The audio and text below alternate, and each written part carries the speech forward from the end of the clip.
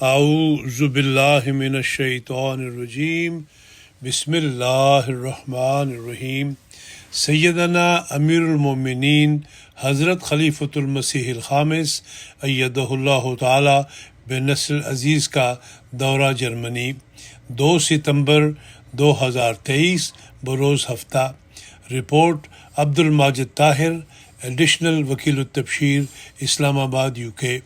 روزنامہ الفضل انٹرنیشنل، جمعرات 28 ستمبر 2023۔ بڑے مقاصد کے حصول کے لیے قربانیاں کرنی پڑتی ہیں۔ جلسہ سالانہ جرمنی پر حضور انور کا مستورات سے بصیرت افروز خطاب۔ اسلامی تعلیمات محبت، رواداری، امن اور سلامتی کی ضامن ہے۔ زیر تبلیغ جرمن مہمانوں سے حضور انور کا خطاب۔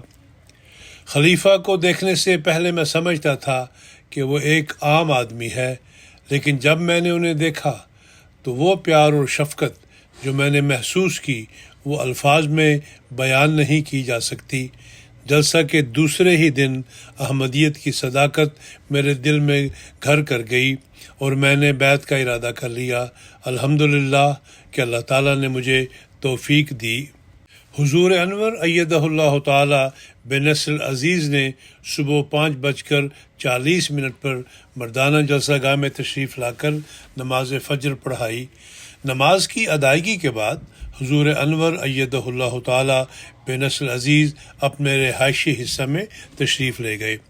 آج پروگرام کے مطابق لجنہ کے جلسہ گاہ میں حضور انور ایدہ اللہ تعالی بنصر العزیز کا لجنہ سے خطاب تھا۔ پروگرام کے مطابق دوپہر 12:10 پر حضور انور ایدہ اللہ تعالی بنصر العزیز لجنہ کی جلسہ گاہ میں تشریف لائے۔ ناظمہ اعلیٰ و صدر لجنہ اماء اللہ جرمنی نے اپنی نائب ناظمات اعلیٰ کے ساتھ حضور انور ایدہ اللہ تعالی کا استقبال کیا اور خواتین نے نعرے بلند کرتے ہوئے بڑے والہانہ انداز میں اپنے آقا کو خوش آمدید کہا۔ اجلاس کا باقاعدہ آغاز تلاوت قرآن کریم سے ہوا جو عزیزہ نوشین اسلام صاحبہ نے کی۔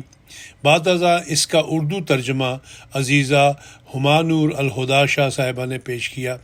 اس کے بعد عزیزہ انیکا شاکر صاحبہ نے حضرت مسلم موعود کا درج ذیل منظوم کلام بڑھتی رہے خدا کی محبت خدا کرے، حاصل ہو تم کو دید کی لذت خدا کرے کہ منتخب اشعار خوش الہانی سے پڑھ کر سنائے۔ بعد ازاں پروگرام کے مطابق نیشنل سیکرٹری امور طالبات نے تعلیمی میدان میں نمایاں کامیابی حاصل کرنے والی ان طالبات کے نام پڑھ کر سنائے جنہوں نے سال 2019 سے لے کر سال 2023 تک تعلیمی میدان میں غیر معمولی کامیابی حاصل کی تھی۔ ان طالبات کو لجنہ اماء اللہ کے سالانہ اجتماعات کے موقع پر حسب ہدایت حضور انور ایدہ اللہ تعالی میڈل اور سندات دی جا چکی ہیں اور کچھ کو امسال دے دی جائیں گی انشاءاللہ العزیز۔ ان خوش نصیب طالبات کے نام رپورٹ کے آخر میں ملاحظہ فرمائیں۔ بعد ازاں 12:40 پر حضور انور ایدہ اللہ تعالی بنصر العزیز نے خطاب فرمایا۔ حضور انور کا مستورات سے خطاب، تشہد، تعوذ، تسمیہ اور سورہ فاتحہ کی تلاوت کے بعد حضور انور ایدہ اللہ تعالی بنصر العزیز نے فرمایا، برطانیہ کے جلسہ سالانہ میں خواتین کے جلسہ میں نے قرون اولیٰ کی خواتین کے واقعات بیان کیے تھے۔ آج بھی اسی تسلسل میں یہاں بھی کچھ واقعات بیان کروں گا۔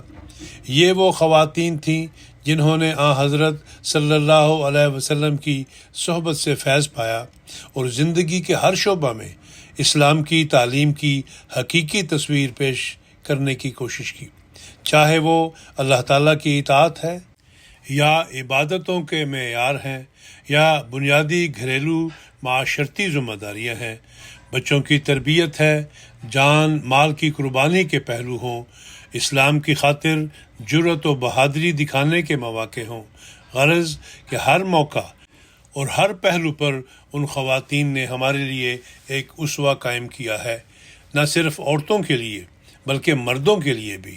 اللہ تعالیٰ کی راہ میں مالی قربانی کرنے کا ایک واقعہ کا ذکر یوں ملتا ہے۔ حضرت ابن عباس رضی اللہ عنہما روایت کرتے ہیں کہ نبی کریم صلی اللہ علیہ وسلم عید کے دن گھر سے نکلے اور 2 رکعت نماز ادا کی۔ ان سے پہلے اور بعد میں آپ نے کوئی نوافل ادا نہیں کیے تھے۔ ایک یہ مسئلہ بھی یہاں حل کر دیا کہ عید کے دن عید کی نماز سے پہلے کوئی نفل نہیں پڑھا جاتا۔ پھر آپ عورتوں کی طرف گئے، آپ کے ساتھ حضرت بلال بھی تھے۔ پھر آپ نے عورتوں کو نصائح فرمائیں اور انہیں صدقہ کرنے کا حکم دیا۔ چنانچہ عورتوں نے اپنی بالیاں اور کنگن اتار کر دینے شروع کیے، اپنے زیور اتار دیے۔ مالی قربانی میں اللہ تعالیٰ کے فضل سے آج احمدی مسلمان خواتین بھی اپنی مثالیں قائم کرنے والی ہیں، اور یہی مثالیں ہیں جو ان کے گھروں کو بابرکت کریں گی اور کرتی ہیں، اور ان کے اموال و نفوس میں برکت پڑتی ہے۔ حضرت صلی اللہ علیہ وسلم عورتوں کو فضائل سے آراستہ ہونے کی نصیحت فرماتے تھے اور ان کاموں سے بچنے کی تاکید فرماتے تھے جو کسی کام نہ آئیں۔ فضول کام کا کوئی فائدہ نہیں۔ لوگ لکھتے ہیں کہ فلاں کر لوں، میوزک میں اسپیشلائز کر لوں، لڑکیاں بعض لکھتی ہیں یا فلاں چیز کر لوں۔ اس کا تو کوئی فائدہ نہیں۔ ایسی چیز کرنی چاہیے جو کام آنے والی ہو۔ حضرت ام سنان بیان کرتی ہیں کہ میں حضور صلی اللہ علیہ وسلم کی خدمت میں حاضر ہوئی اور آپ کی اسلام پر بیعت کی۔ آپ صلی اللہ علیہ وسلم کی نظر مبارک میرے ہاتھوں پر پڑی تو فرمایا، تم میں سے کسی عورت پر کوئی حرج نہیں اگر وہ اپنے ناخنوں پر بناؤ سنگار کے لیے تبدیلی کرے اور اپنی کلائی میں ریشم یا چمڑے کی کوئی ڈوری باندھ لے، اگر اسے کوئی چیز پہننے کے لیے نہ ملے تو۔ حضرت ام سنان نے اس ارشاد کی تعمیل کی۔ یہاں جہاں یہ فرمایا وہاں عورتوں کو یہ اجازت دے دی کہ وہ سنگھار کر سکتی ہیں، زیور پہن سکتی ہیں۔ یہ بھی اس سے ثابت ہوتا ہے کہ ناخنوں پر بعض بہت سی سوال کرتی ہیں لڑکیاں، عورتیں، کہ ہمیں غیروں نے کہا کہ نیل پالش لگانا منع ہے۔ نیل پالش بھی لگائی جا سکتی ہے، اس سے تو یہ ثابت ہو رہا ہے، اور یہ چیز کوئی منع نہیں، کوئی بری چیز نہیں ہے۔ نیکیوں کے حصول کی بھی صحابیات کوشش کرتی رہتی تھیں کہ اگر کسی کی والدہ نے کسی نیکی کا ارادہ کیا ہے اور زندگی نے ماں کا ساتھ نہیں دیا تو کوشش کر کے وہ نیکی فوت شدہ کی طرف سے کی جائے۔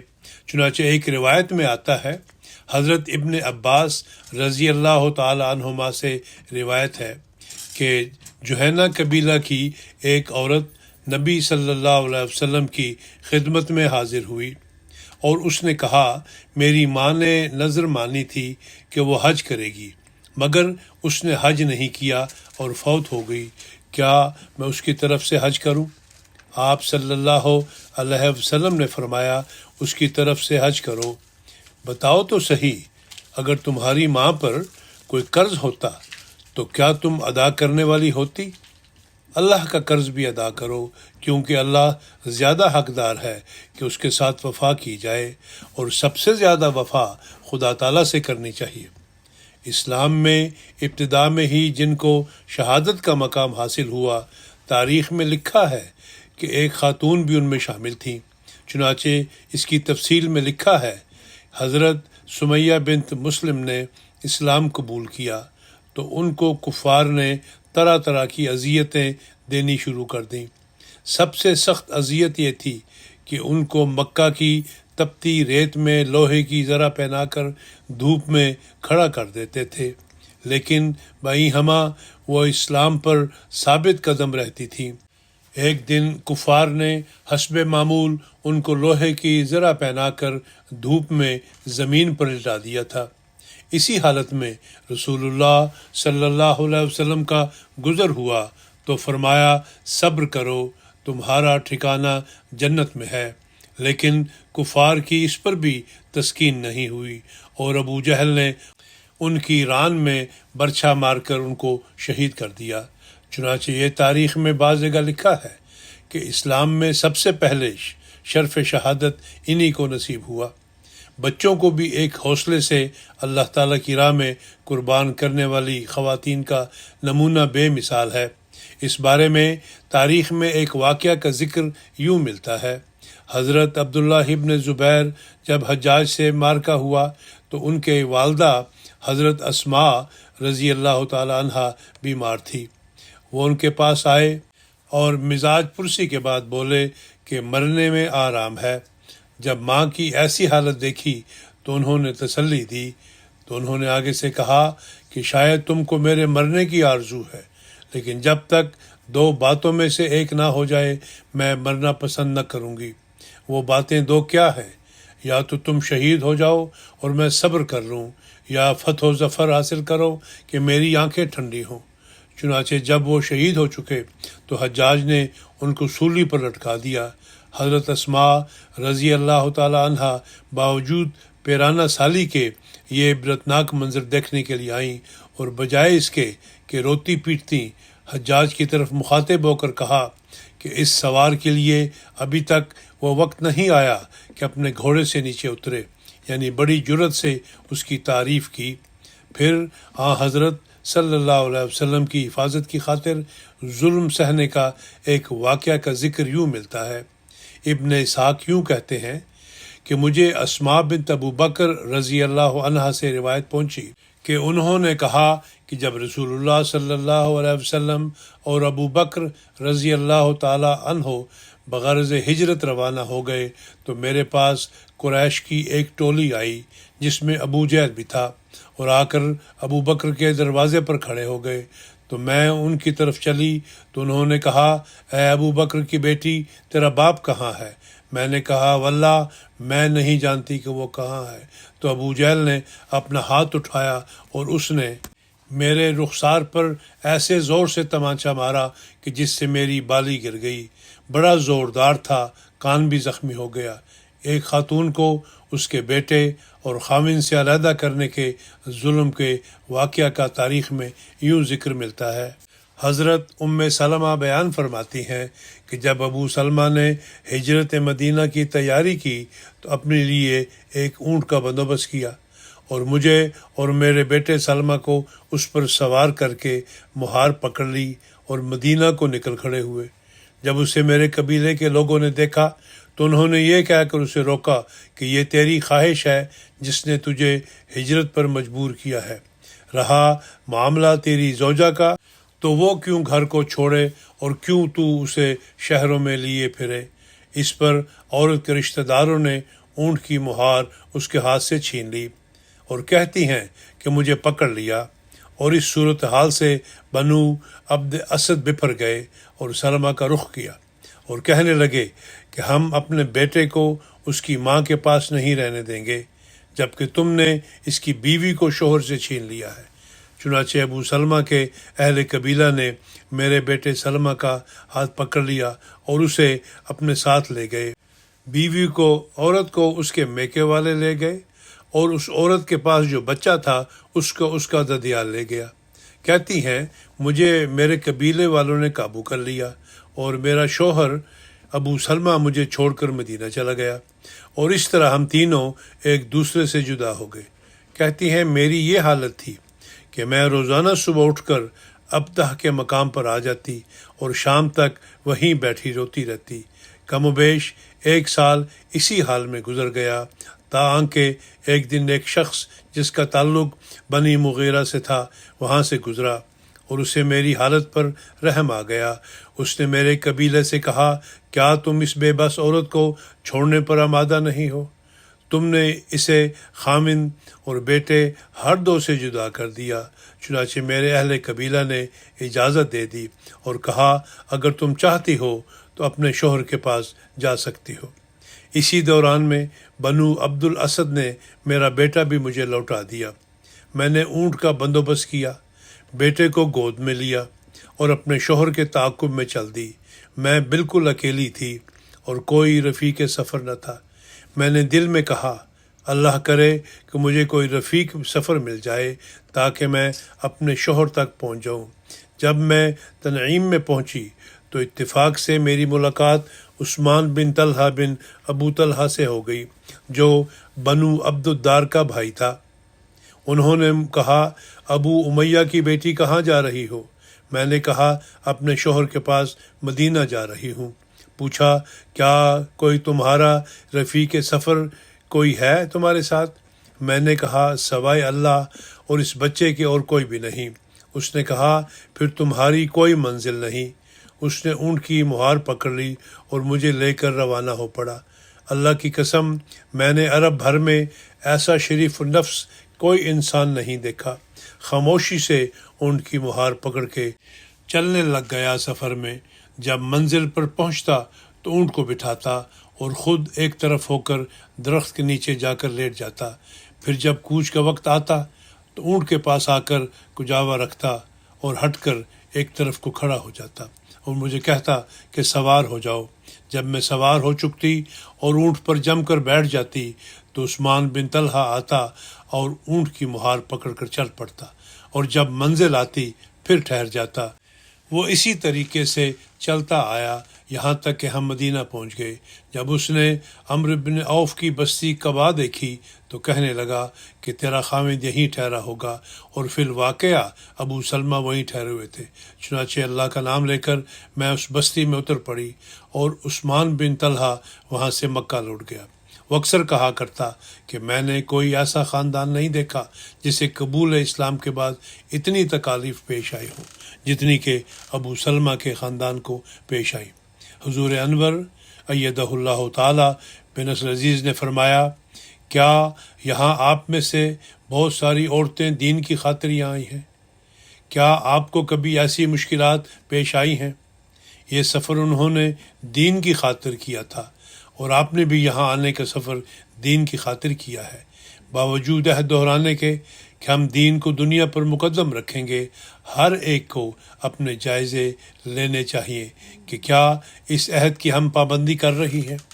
اسی طرح مرد کا نمونہ بھی ہے۔ بڑا اعلیٰ معیار قائم کیا اس نے اپنی شرافت کا، حالانکہ مسلمان نہیں تھا۔ اور اسی طرح ہر مرد کو عورت کی عزت اور تقدس کا خیال رکھنا چاہیے۔ حضور انور ایدہ اللہ تعالی بن نصر عزیز نے فرمایا، خاوند کی قربانی پر صبر دکھانے کے ایک واقعہ کا ذکر یوں ملتا ہے۔ اسحاق غنویہ بیان کرتی ہیں کہ وہ اپنے بھائی کے ساتھ حضرت صلی اللہ علیہ وسلم سے ملاقات کے لیے روانہ ہوئیں۔ ابھی تھوڑا سا فاصلہ ہی طے کیا تھا کہ ان کے بھائی نے کہا کہ وہ اپنا زاد راہ مکہ میں ہی بھول آیا ہے۔ بہن سے کہا کہ وہ یہاں بیٹھ کر انتظار کریں تاکہ وہ اپنا زاد سفر لے آئے۔ بہن نے کہا کہ مجھے ڈر ہے کہ میرا فاسق خاوند تجھے آنے نہیں دے گا۔ بھائی نے تسلی دی اور زاد سفر لینے چلا گیا۔ مجھے وہاں بیٹھے کہتے ہیں کہ کئی دن گزر گئے لیکن بھائی نہیں آیا۔ اتفاقاً ایک دن وہاں سے ایک آدمی جسے میں جانتی تھی گزرا۔ اس نے وہاں بیٹھنے کی وجہ پوچھی اور میں نے بتائی تو اس نے بتایا کہ تیرے بھائی کو تیرے خاوند نے قتل کر دیا۔ اسحاق غنویہ فرماتی ہیں کہ میں انا للہ و انا الیہ راجعون پڑھتی ہوئی وہاں سے اٹھ کھڑی ہوئی اور آگے سفر شروع کر دیا۔ بھائی کی لاش پر جس نے اسلام کی خاطر قربانی کی تھی، صبر دکھانے کے ایک واقعہ کا یوں ذکر ملتا ہے۔ حضرت صفیہ نے حضرت زبیر کے ساتھ ہجرت کی۔ غزوہ احد میں جب مسلمانوں نے شکست کھائی تو وہ مدینہ سے نکلیں۔ صحابہ سے عتاب امیز لہجہ میں کہتی تھیں کہ رسول اللہ صلی اللہ علیہ وسلم کو چھوڑ کر چل دیے۔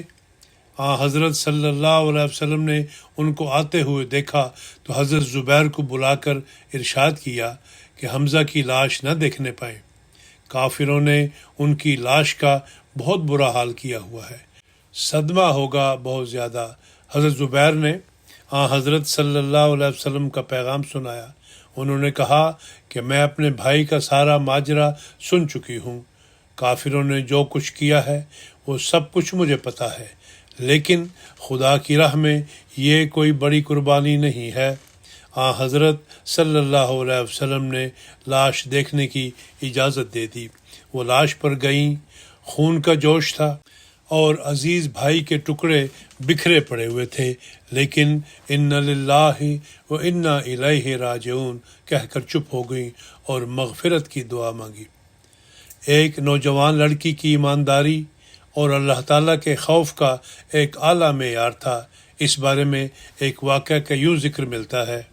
حضرت اسلم سے مروی ہے، جو حضرت فاروق کے آزاد کردہ تھے، کہ بعض راتوں میں سے ایک رات میں امیر المومنین کے ساتھ مدینہ کے اطراف میں پھر رہا تھا۔ آپ نے ایک گھڑی کے لیے استراحت کی غرض سے ایک دیوار کی جانب سہارا لیا۔ آپ نے سنا کہ ایک بڑھیا اپنی بیٹی سے کہہ رہی ہیں کہ اٹھ دودھ میں پانی ملا دے۔ لڑکی نے کہا، آپ جانتی نہیں کہ امیر المومنین کے منادی نے یہ اعلان کیا ہے کہ زیادہ کرنے کے لیے دودھ میں پانی نہ ملایا جائے۔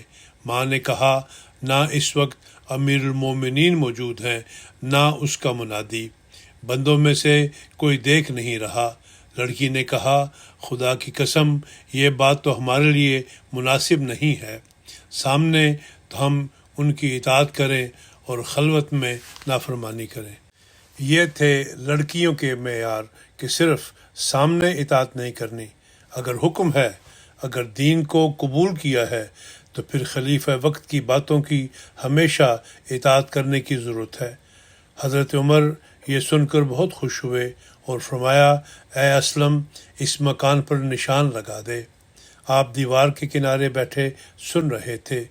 دوسرے دن آپ نے کسی کو بھیجا اور اس لڑکی کا رشتہ اپنے بیٹے عاصم سے کر دیا کہ ایسی نیک لڑکی جو اتنا خیال رکھتی ہے ایمانداری کا کہ خدا دیکھ رہا ہے، ہمیں اس لیے ہم نے کوئی برائی نہیں کرنی۔ اس کی عاصم سے شادی کر دی اور پھر ان کی اولاد بھی ہوئی، اور یہ کہا جاتا ہے کہ حضرت عمر بن عبدالعزیز اسی لڑکی کی اولاد میں سے تھے۔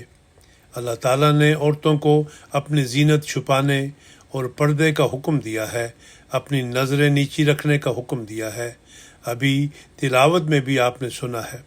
اسی طرح اپنا حسن چھپانے کے لیے غیر مردوں کے سامنے نہ آنے کی ہدایت بھی دی ہے۔ یہ تفصیل سورۃ نور کی آیت 32 میں ہے، لیکن اس کا یہ مطلب نہیں کہ عورت کو قید کر کے ہر نعمت سے محروم کر دیا جائے۔ جس طرح آج کل کے طالبان میں یہ مثال ہمیں نظر آتی ہے۔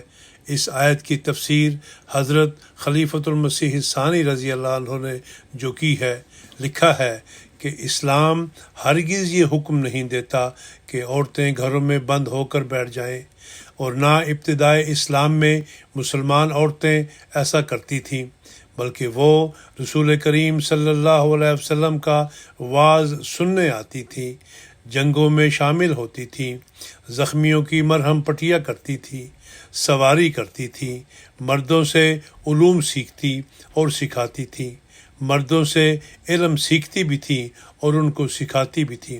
حضرت عائشہ رضی اللہ عنہا کے متعلق تو یہاں تک ثابت ہے کہ آپ مردوں کو رسول کریم صلی اللہ علیہ وسلم کی حدیثیں سنایا کرتی تھیں، بلکہ خود ایک دفعہ آپ نے کمان کی، لڑائی بھی کی۔ غرض ان کو پوری عملی آزادی حاصل تھی، صرف اس امر کا ان کو حکم تھا کہ اپنا سر، گردن اور منہ کے وہ حصے جو سر اور گردن کے ساتھ وابستہ ہیں ان کو ڈھانپے رکھیں، تاکہ وہ راستے جو گناہ کرتے ہیں بند رہیں، اور اگر اس سے زیادہ احتیاط کر سکیں تو نقاب اوڑھ لیں، لیکن یہ کہ گھروں میں بند رہیں اور تمام علمی اور تربیتی کاموں سے الگ رہیں، یہ نہ اسلام کی تعلیم ہے اور نہ اس پر پہلے کبھی عمل ہوا ہے۔ احادیث میں آتا ہے کہ رسول کریم صلی اللہ علیہ وسلم کا یہ طریق تھا کہ آپ امن کے زمانہ میں صحابہ کرام سے ہمیشہ دوستانہ مقابلہ کروایا کرتے تھے، جن میں تیر اندازی اور دوسرے فنون حرب اور قوت و طاقت کے مظاہرے ہوتے تھے۔ ایک دفعہ اسی قسم کے کھیل آپ نے مسجد میں بھی کروائے اور حضرت عائشہ سے فرمایا کہ اگر دیکھنا چاہو تو میرے پیچھے کھڑے ہو کر کندھوں کے اوپر سے دیکھ لو۔ چنانچہ حضرت عائشہ رضی اللہ عنہا آپ کے پیچھے کھڑی ہو گئیں اور انہوں نے تمام جنگی کرتب دیکھے۔ اس سے ثابت ہوتا ہے کہ اسلام عورت کو فنون حرب سے واقف رکھنا بھی ضروری قرار دیتا ہے۔ جنگی حربیں استعمال کرنا سکھانا یہ بھی عورت کے لیے جائز ہے تاکہ وقت پر وہ اپنی اور اپنے ملک کی حفاظت کر سکے۔ اگر اس کا دل تلوار کی چمک سے کام جاتا ہے یا بندوق اور توپ کی آواز سن کر خشک ہو جاتا ہے تو وہ اپنے بچوں کو خوشی سے میدان جنگ میں جانے کی اجازت نہیں دے سکتی اور نہ دلیری سے خود ملک کے دفاع میں حصہ لے سکتی ہے۔ ہندوستان میں مغلیہ حکومت کی تباہی صرف عورت کی بزدلی اور مرد کی بے جا محبت کی وجہ سے ہوئی۔ حضور انور ایدہ اللہ تعالی بنصر عزیز نے فرمایا، یہاں اس ضمن میں یہ بھی وضاحت کر دوں، کچھ عرصہ قبل میں نے کہا تھا کہ برقع پہننا اور نقاب لینا تو اسلام کا نہیں ہے، لیکن اسلام کو حکم چادر لینا ہے۔ یہ نہیں کہ صرف سر پر ہلکا سا سکارف لے لیا اور عام کپڑے پہن کے باہر نکل گئے، نہیں، بلکہ حکم یہ ہے کپڑوں کے اوپر تم نے چادر اوڑھنی ہے جس سے سر بھی ڈھکا ہو اور چہرے کا بھی کچھ حصہ ڈھکا ہو اور سینہ بھی ڈھکا ہو، یہ حکم ہے۔ اور اس کے ساتھ پھر آزادی ہے کہ ٹھیک ہے تم باہر نکل کے سارے کام کرو، یہ نہیں کہ پردہ چھوڑ دو اور کہہ دو کہ میں نے کہہ دیا تھا کہ جی برقع لینا ضروری نہیں ہے اس لیے ہلکا سا سکارف سر پہ لیا اور جائز ہو گیا۔ اس بات کی بھی وضاحت ہونی چاہیے۔ حضور انور ایدہ اللہ تعالی بنصر عزیز نے فرمایا، ساس بہو کی مثالیں بہت دی جاتی ہیں۔ عموماً ساس بہو کے تعلقات مکمل طور پر پیار اور محبت کے نہ ہونے کی باتیں سامنے آتی ہیں، تاہم ایسی مثالیں بھی ہیں اور آج بھی ایسی مثالیں ہمارے سامنے آتی ہیں جو آپس کے بڑے اچھے تعلقات ہیں، لیکن اس کی اعلیٰ ترین مثال ہمیں تاریخ اسلام میں حضرت فاطمہ کی ملتی ہے۔ حضرت فاطمہ بنت اسد جو حضرت علی کی والدہ تھیں، حضرت علی کی والدہ کا نام بھی فاطمہ تھا اور حضرت فاطمہ بنت رسول صلی اللہ علیہ وسلم کی ساس تھیں۔ یہ حضرت فاطمہ اپنی ساس کو حقیقی ماں تصور کرتی تھی اور ان کی خدمت کرتی تھی۔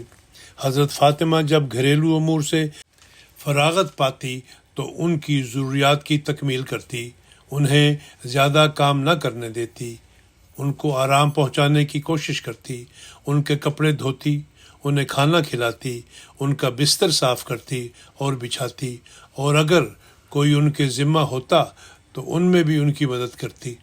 حضرت علی کی والدہ حضرت فاطمہ بنت اسد کا خود بیان یہ ہے کہ جس قدر میری خدمت فاطمہ نے کی، شاید ہی کسی بہو نے اپنی ساس کی اتنی خدمت کی ہوگی۔ انہوں نے مزید بیان کیا کہ میری بہو جو حضرت نبی کریم صلی اللہ علیہ وسلم کی بیٹی ہے بہت زیادہ خدمت گزار ہے اور مجھے حقیقی ماں تصور کرتی ہے۔ اب یہ تو ساس بہو کی خدمت کا واقعہ ہے، اب گھروں کو سنبھالنا، اور مردوں کا کام یہ ہے کہ باہر جائیں اور کمائی کریں اور باہر کے معاملات سنبھالیں۔ یہاں بعض دفعہ یہ سوال اٹھ جاتے ہیں کہ ہم نے 2 گھنٹے کام کیا تو 4 گھنٹے مرد بھی کام کرے، 2 گھنٹے عورت بھی کام کرے۔ یہ چیزیں غلط ہیں۔ ہر ایک کو اپنی ذمہ داری کا احساس ہونا چاہیے، اور جب ذمہ داریوں کا احساس ہوگا تو تبھی گھریلو امن قائم ہوگا اور آپس کے تعلقات بہتر ہوں گے اور بچوں کی صحیح تربیت ہوگی۔ مسلمان عورتوں کی جرأت و بہادری کے بھی بہت سے واقعات تاریخ میں ملتے ہیں۔ حضور انور ایدہ اللہ تعالی بنصر عزیز نے حضرت خولہ بنت عزور، حضرت ہند بنت عمر اور حضرت عمارہ کی جرأت و شجاعت کے واقعات کا ذکر فرمایا۔ آخر پر حضور انور ایدہ اللہ تعالی بنصر عزیز نے فرمایا کہ حضرت مسلم موعود نے ان عورتوں کی تاریخ بیان کرتے ہوئے اپنے ایک خطبہ میں ذکر کیا کہ ایک عورت رسول کریم صلی اللہ علیہ وسلم کی خدمت میں حاضر ہوئی اور عرض کیا کہ کیا مرد ہم سے زیادہ خدا تعالیٰ کے مقرب ہیں کہ وہ جہاد میں شامل ہوں اور ہم شامل نہ ہوں، ہم بھی جہاد میں شامل ہوا کریں گی۔ آپ نے فرمایا ٹھیک ہے۔ چنانچہ وہ عورت ایک جنگ میں شریک ہوئی، اور جب مال غنیمت تقسیم ہوا تو اس کو بھی باقاعدہ طور پر حصہ دیا گیا۔ بعض صحابہ نے کہا کہ اس کو حصہ دینے کی کیا ضرورت ہے؟ آپ صلی اللہ علیہ وسلم نے فرمایا نہیں، اس کو بھی حصہ دیا جائے گا۔ چنانچہ اس عورت کو حصہ دیا گیا۔ پھر آپ کی یہ سنت ہو گئی کہ جب مرد جہاد پر جاتے تھے تو مرہم پٹی کے لیے عورتیں بھی ساتھ چلی جاتی تھیں۔ رسول کریم صلی اللہ علیہ وسلم کی وفات کے بعد کی جنگوں میں بھی عورتیں شامل ہوتی رہیں، اور بعض جنگوں میں عورتوں نے کمان بھی کی۔ آپ نے حضرت عائشہ کی مثال دی ہے کہ وہ کمان کر رہی تھیں، قطع نظر اس کے کہ اس وقت کون صحیح تھا اور کون غلط، لیکن بہرحال حضرت عائشہ کو فنون حرب سے واقفیت تھی، تبھی کمان کی، اور بعد میں پھر بہرحال آپ کو یہ احساس بھی ہو گیا تھا کہ یہ جنگ غلط ہو رہی ہے، اس لیے آپ نے صلح کے لیے بھی جھنڈا بلند کر دیا تھا۔ حضور انور ایدہ اللہ تعالی بنصر عزیز نے فرمایا، تو بہرحال اس زمانے میں عورتیں فنون جنگ سے بھی واقف تھیں، ہر کام سیکھا کرتی تھیں، اور بہادری تھی ان لوگوں میں، گھر میں نہیں بیٹھی رہا کرتی تھی۔ اس زمانے کی جنگ قلم کا جہاد ہے، لٹریچر کی تقسیم کا جہاد ہے، تبلیغ کا جہاد ہے۔ بس عورتوں کا کام ہے کہ تبلیغ میں بھرپور حصہ لیں اور اس روحانی ہتھیار سے لیس ہوں جو تبلیغ کے لیے ضروری ہے۔ قرآن کریم کا علم حاصل کریں، دینی علم حاصل کریں، حضرت مسیح موعود علیہ السلام کی کتب سے علم حاصل کریں، حدیث سے علم حاصل کریں، اور اپنے اعلیٰ نمونے دکھا کر اپنی حالتوں کو اسلام کی تعلیم کے مطابق بنائیں، تبھی اسلام کی خدمت کر سکیں گی۔ بس یہ جائزے لینے کی ضرورت ہے کہ صرف دنیا کے پیچھے چلنا ہے ہم نے، یا ہم نے اپنے عہد کو بھی پورا کرنا ہے۔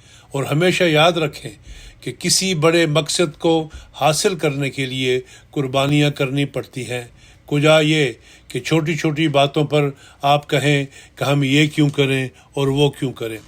قربانیاں کریں، اپنی حیا کا خیال رکھیں، اپنے لباس کا خیال رکھیں، دین کی تعلیم کا خیال رکھیں، اور اپنے عہدوں کو نبھانے کی کوشش کریں۔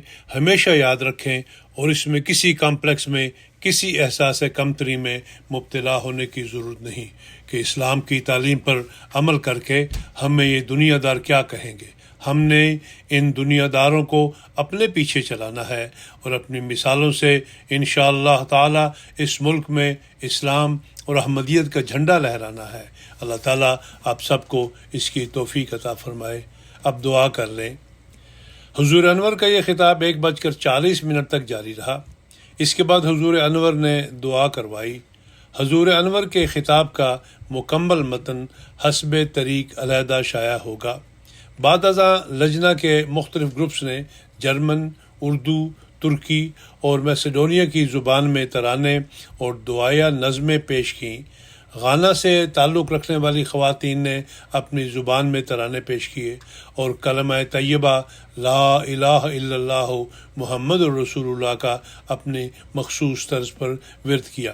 اس کے بعد حضور انور ایدہ اللہ تعالیٰ کچھ دیر کے لیے خواتین کے اس حال میں تشریف لے گئے جو چھوٹے بچوں والی خواتین کے لیے مخصوص تھا۔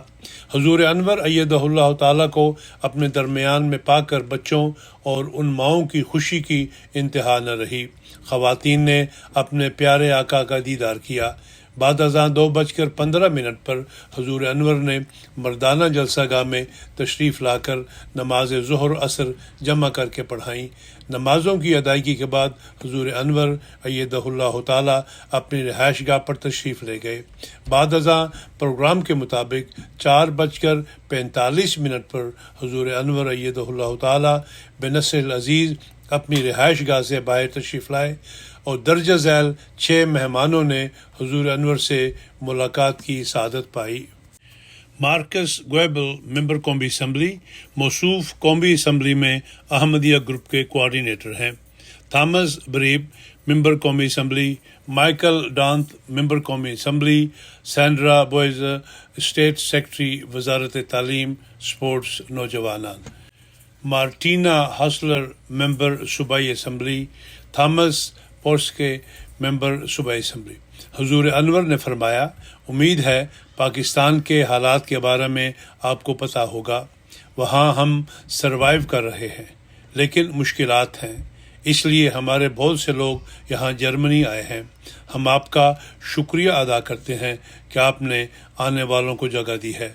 انٹیگریشن کے حوالے سے بات ہوئی تو حضور انور نے فرمایا کہ ہم پوری کوشش کرتے ہیں کہ اچھے انداز میں معاشرے میں انٹیگریٹ کریں۔ یہاں کی انتظامیہ کہتی ہے کہ زبان آنی چاہیے، زبان سیکھنے میں وقت لگتا ہے اور ہمارے احمدی احباب سیکھنے کی کوشش بھی کرتے ہیں۔ ایک مہمان نے مخالفت کے بارے میں پوچھا تو اس پر حضور انور نے فرمایا، جب تک ہمارے مخالف قانون موجود ہے اور مولوی کا فری ہینڈ ہے اس وقت تک حالات بہتر ہونا مشکل ہے۔ اس سوال پر کہ UK حکومت سے کیسے تعلقات ہیں، حضور انور نے فرمایا، ہمارے ہر کسی سے اچھے تعلقات ہیں، یہ نہیں کہ ہم کسی پارٹی کے ساتھ شامل ہیں۔ UK میں لبرل ڈیموکریٹک کا لیڈر میرا ذاتی دوست ہے، لیکن ہر پارٹی کے ساتھ ہمارے اچھے تعلقات ہیں۔ اس سوال پر کہ کیا جرمنی کے علاوہ مختلف ملکوں میں احمدی ایک دوسرے سے رابطہ رکھتے ہیں، اس پر حضور انور نے فرمایا، ہم آرگنائز اور منظم ہیں اور ہر احمدی ایک ہاتھ کے تحت ہے۔ میرا خطبہ MTA پر ہر ہفتہ مختلف زبانوں میں نشر ہوتا ہے۔ ہر احمدی خواہ وہ افریقہ میں ہو، یورپ میں ہو، ایشیا میں ہو یا امریکہ میں ہو، کسی جگہ ہو، اس کو ایک ہی پیغام پہنچتا ہے۔ کسی سیاسی پارٹی سے تعلق کے حوالے سے حضور انور نے فرمایا، یہ ہر احمدی کا ذاتی فیصلہ ہے کہ وہ کس پارٹی کو پسند کرتا ہے۔ یہاں جرمنی میں کچھ احمدی SDU، کچھ SPD اور کچھ گرین پارٹی کو پسند کرتے ہیں، اس لحاظ سے بالکل آزاد ہیں۔ پروگرام کے مطابق 5 بجے حضور انور ایدہ اللہ تعالی بنصر عزیز جرمن اور دوسری مختلف اقوام سے تعلق رکھنے والے مہمانوں کے ساتھ ایک پروگرام میں شرکت کے لیے کانفرنس ہال میں تشریف لائے۔ اس پروگرام میں شامل ہونے والے مہمانوں کی تعداد 880 تھی۔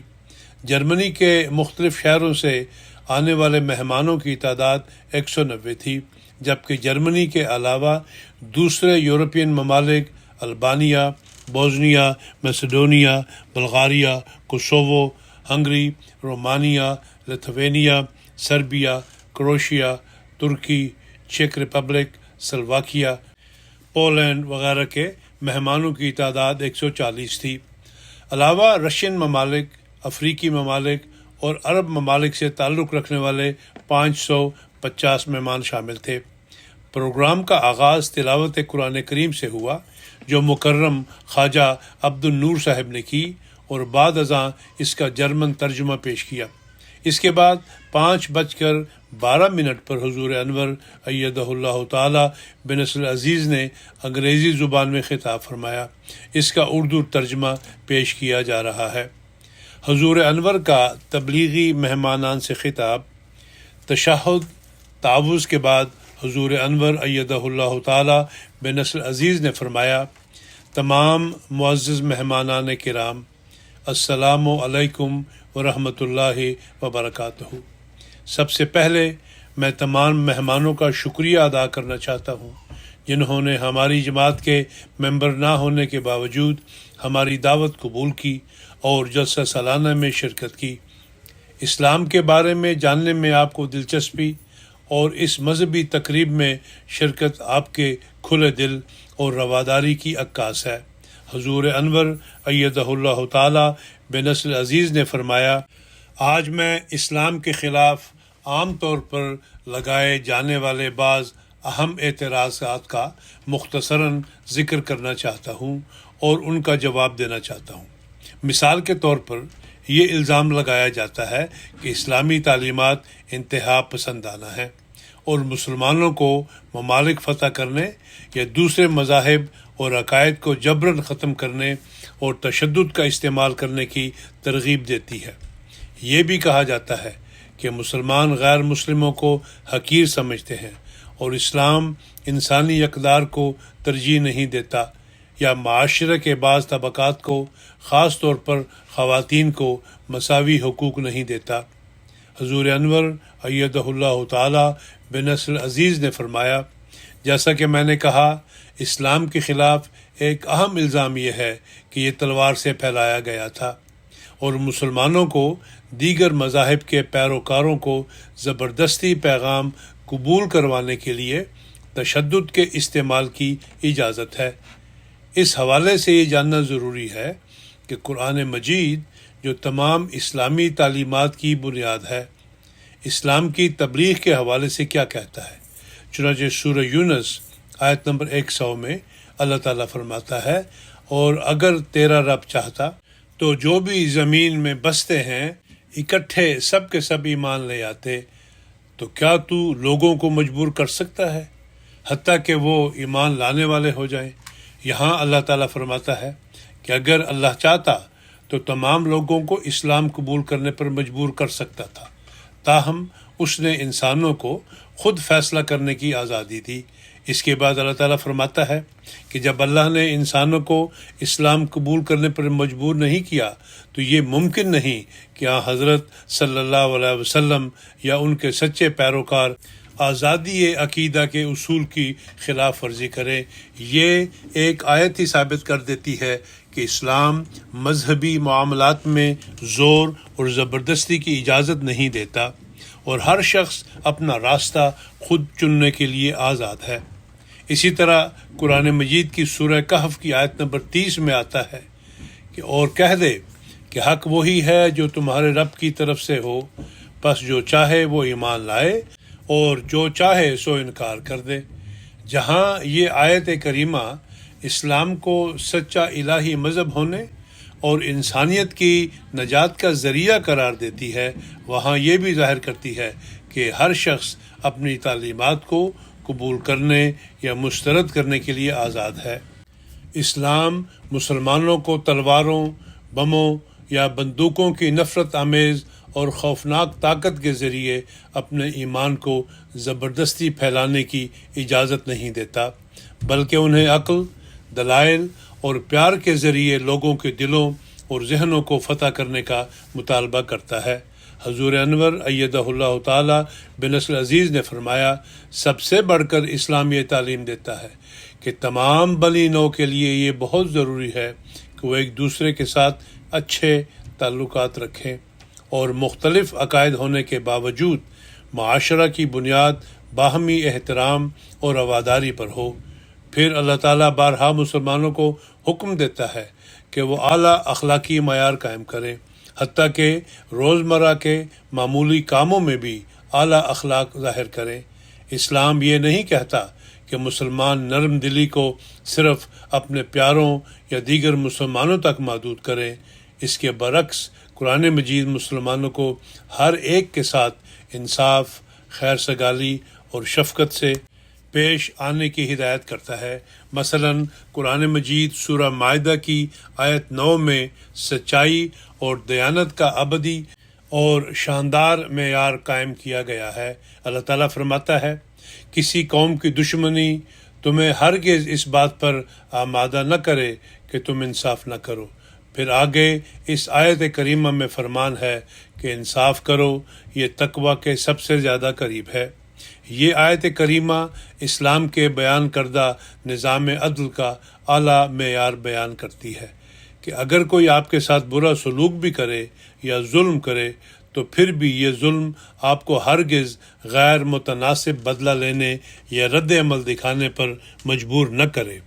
حضور انور ایدہ اللہ بنصر عزیز نے فرمایا، تاریخ بھری پڑی ہے کہ جنگوں اور تنازعات نے معاشرے کو اپنی لپیٹ میں لیے رکھا ہے اور یہ افسوسناک رجحان آج بھی جاری ہے۔ کیا یہ کہا جا سکتا ہے کہ انصاف کے ایسے عظیم معیار بین الاقوامی تعلقات میں یا جنگ سے متاثرہ ملکوں، چاہے ان کی حکومتیں سیکولر ہوں یا مذہبی ہوں، وہاں اپنائے جا رہے ہیں؟ اس کا سادہ جواب ہے کہ ایسا نہیں ہے۔ صرف اسلام ہی ہے جہاں ہم کامل انصاف کے ایسے واضح اور بے مثال اصول پاتے ہیں۔ اور یہ بہت افسوس کی بات ہے کہ دور جدید کی مسلمان حکومتیں بھی اس اسلامی معیار کے مطابق حکومت کرنے میں ناکام رہی ہیں۔ حضور انور ایدہ اللہ تعالی بنصر عزیز نے فرمایا، ایک اور اعتراض جو بارہا دہرایا جاتا ہے یہ ہے کہ اسلام جنگ و جدل اور خون خرابہ کا مذہب ہے۔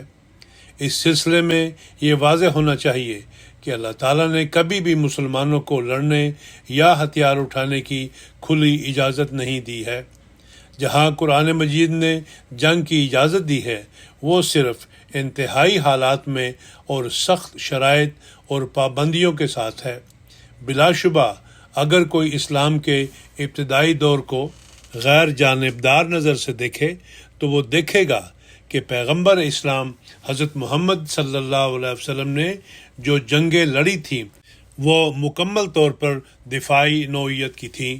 اپنے آبائی شہر مکہ میں غیر مسلموں کے ہاتھوں ناقابل تصور سفاکی اور مسلسل ظلم و ستم کو صبر و تحمل سے سال ہا سال برداشت کرنے کے بعد پیغمبر اسلام حضرت محمد صلی اللہ علیہ وسلم اور ان کے ساتھی عرب کے ایک شہر مدینہ ہجرت کر گئے۔ تاہم ہجرت کے بعد بھی وہ امن سے نہیں رہ سکے، کیونکہ مکہ کی فوج نے پیغمبر اسلام حضرت محمد صلی اللہ علیہ وسلم کو مارنے اور اسلام کو یکسر ہمیشہ کے لیے ختم کرنے کے ارادہ سے ان کا پیچھا کیا۔ ان انتہائی حالات میں اللہ تعالیٰ نے مسلمانوں کو دفاعی جنگ میں حصہ لینے کی اجازت دی، اور یہ اجازت قرآن مجید کی سورہ حج کی آیات 40 اور 41 میں بیان کی گئی ہے، جس میں کہا گیا ہے، ان لوگوں کو جن کے خلاف قتال کیا جا رہا ہے قتال کی اجازت دی جاتی ہے، کیونکہ ان پر ظلم کیے گئے، اور یقیناً اللہ ان کی مدد پر پوری قدرت رکھتا ہے۔ یعنی وہ لوگ جنہیں ان کے گھروں سے ناحق نکالا گیا محض اس بنا پر کہ وہ کہتے تھے کہ اللہ ہمارا رب ہے، اور اگر اللہ کی طرف سے لوگوں کا دفاع ان میں سے بعض کو بعض دوسروں سے بھڑا کر نہ کیا جاتا تو راہب خانے منہدم کر دیے جاتے، اور گرجے بھی اور یہود کے معابد بھی اور مساجد بھی جن میں بکثرت اللہ کا نام لیا جاتا ہے، اور یقیناً اللہ ضرور اس کی مدد کرے گا جو اس کی مدد کرتا ہے۔ یقیناً اللہ بہت طاقتور اور کامل غلبہ والا ہے۔ حضور انور ایدہ اللہ تعالی بنصر عزیز نے فرمایا، یہ آیات اس بات کی عکاسی کرتی ہیں کہ اللہ تعالیٰ نے پیغمبر اسلام حضرت محمد صلی اللہ علیہ وسلم کو صرف اسلام کے تحفظ کے لیے لڑنے کا حکم نہیں دیا، بلکہ قرآن مجید گواہی دیتا ہے کہ مکہ والوں کا اصل مقصد تمام مذاہب کو ختم کرنا اور تمام عبادت گاہوں کو منہدم کرنا تھا۔ چنانچہ اللہ تعالیٰ نے مسلمانوں کو آزادی ضمیر اور عقیدے کی آزادی کے عالمگیر اصول قائم کرنے کے لیے لڑنے کا حکم دیا۔ دراصل اسلام کی تعلیمات کے مطابق اگر کبھی بھی دوسرے مذاہب کے پیروکاروں نے مذہبی آزادی کے تحفظ اور بقا کو یقینی بنانے کے لیے مسلمانوں کی مدد طلب کی تو مسلمانوں کو ان کی حمایت کرنی چاہیے۔ اگر یہ اسلام کی حقیقی تعلیمات ہیں تو آپ کا یہ سوال بجا ہوگا کہ حالیہ برسوں میں دہشت گردوں نے اسلام کے نام پر خوفناک حملے کیوں کیے؟ اس کا جواب یہ ہے کہ قابل نفرت انتہا پسندوں یا جن کے بعض سیاسی مقاصد ہیں انہوں نے قرآن کریم کی بعض آیات سے بالکل غلط نتائج اخذ کیے ہیں تاکہ اپنی شیطانی خواہشات اور مفادات کو پورا کریں۔ تاہم اگر کوئی شخص ان آیات کے اصل متن کا غیر جانبدارانہ مطالعہ کرتا ہے تو دیکھے گا کہ اسلام کسی بھی قسم کے ظلم و ستم کی اجازت نہیں دیتا، اور قرآن کریم یا اسلامی تعلیمات میں کوئی تضاد نہیں ہے۔ بلا شبہ تمام آیات قرآنی ایک دوسرے سے مطابقت رکھتی ہیں۔ حضور انور ایدہ اللہ تعالی بنصر عزیز نے فرمایا، اسلامی معاشرے میں امن و امان قائم رکھنے کے لیے ایک اور اہم اصول قرآن مجید کی سورہ نحل کی آیت 91 میں بیان کیا گیا ہے، جس میں اللہ تعالیٰ فرماتا ہے یقیناً عدل کا اور احسان کا اور اقربا پر کی جانے والی عطا کی طرح عطا کا حکم دیتا ہے، اور بے حیائی اور ناپسندیدہ باتوں اور بغاوت سے منع کرتا ہے۔ وہ تمہیں نصیحت کرتا ہے تاکہ تم عبرت حاصل کرو۔ اس آیت کریمہ میں اللہ تعالیٰ مسلمانوں کو نہ صرف انصاف کرنے کا حکم دیتا ہے بلکہ اس سے بھی بڑھ کر تمام لوگوں کے ساتھ چاہے ان کا کوئی بھی مذہب ہو محبت اور شفقت سے پیش آنے کا حکم دیتا ہے۔ یہ مسلمانوں کو بغیر کسی مفاد کے دوسروں کی مدد کرنے کا حکم دیتا ہے۔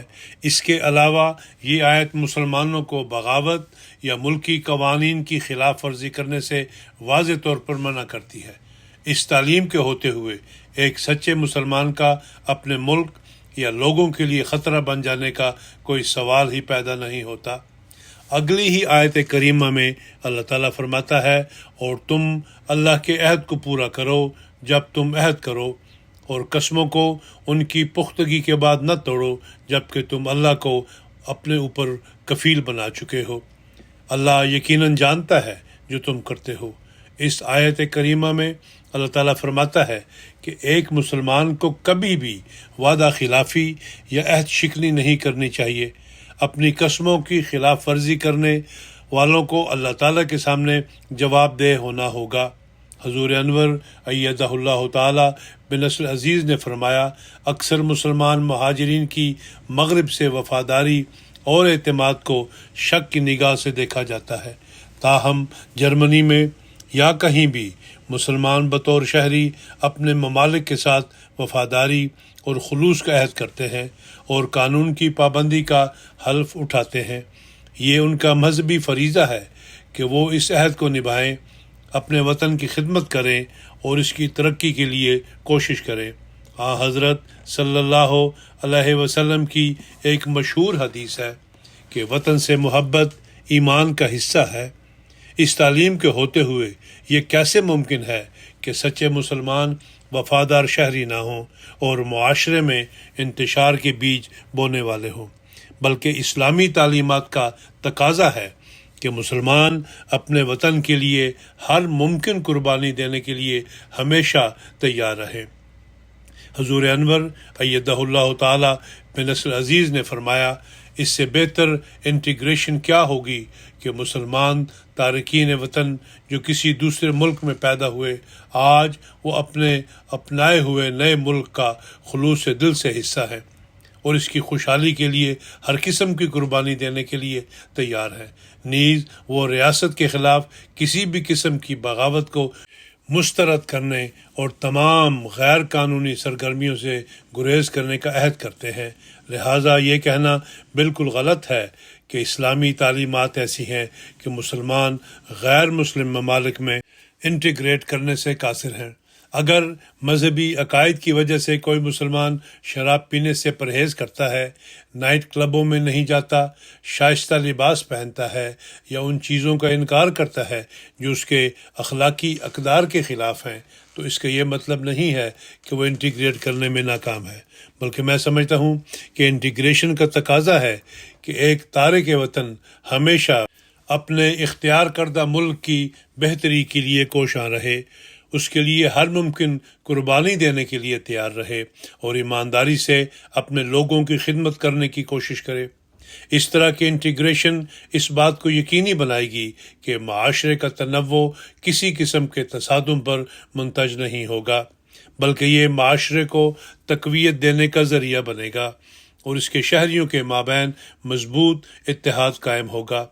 حضور انور ایدہ اللہ تعالیٰ بنصر عزیز نے فرمایا اسلام میں معاشرے کی خدمت کرنے کے حوالے سے مسلمانوں پر ایک خاص ذمہ داری ہے کہ وہ ہر اس شخص کی مدد اور حفاظت کرے جو کسی بھی طرح سے غیر محفوظ ہے یا تکلیف میں ہے۔ مثال کے طور پر قرآن کریم کی سورہ الذاریات آیت نمبر 20 میں اللہ تعالیٰ نے فرمایا ہے اور ان کے اموال میں سوال کرنے والوں اور بے سوال ضرورت مندوں کے لیے ایک حق تھا۔ اس آیت کریمہ میں قرآن کریم فرماتا ہے کہ ایک سچے مسلمان کی علامت یہ ہے کہ وہ خدا کی تمام مخلوق کی دیکھ بھال کرے اور ضرورت مندوں کی مدد کرے، خواہ وہ ان کی مدد طلب کریں یا نہ کریں۔ مسلمانوں کو کسی سے مدد کی درخواست کا انتظار نہیں کرنا چاہیے، بلکہ معاشرے میں ان لوگوں کی نشاندہی کرنی چاہیے جو پریشانی میں ہیں، اور ان کی مدد کریں تاکہ وہ اپنی مشکلات یا مصائب سے نکل سکیں۔ یہاں قرآن کریم کہتا ہے کہ کچھ جاندار بول نہیں سکتے یا اپنی ضرورت کا اظہار نہیں کر سکتے، تو اس میں جانور بھی شامل ہیں۔ کچھ لوگ یہ سمجھتے ہیں کہ اسلام جانوروں کو پالنے یا ان سے محبت کرنے سے روکتا ہے، لیکن یہ آیت کریمہ مسلمانوں کو ان جانوروں کی اچھی دیکھ بھال کرنے کی تلقین کرتی ہے جن کے زیر نگرانی ہے۔ اسی طرح یہ آیت وائلڈ لائف یعنی جنگلی حیات کے تحفظ اور ماحولیات کی حفاظت کی اہمیت پر بھی روشنی ڈالتی ہے۔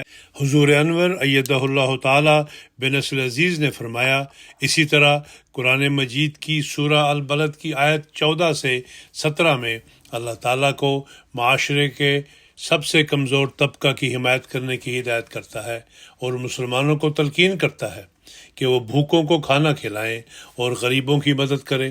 مسلمانوں کو ان لوگوں کی بھی مدد کرنے کی تعلیم دی جاتی ہے جو تنہا ہیں اور ان کے پاس خاندان یا دوست احباب نہیں ہیں جو ان کی مدد کر سکیں۔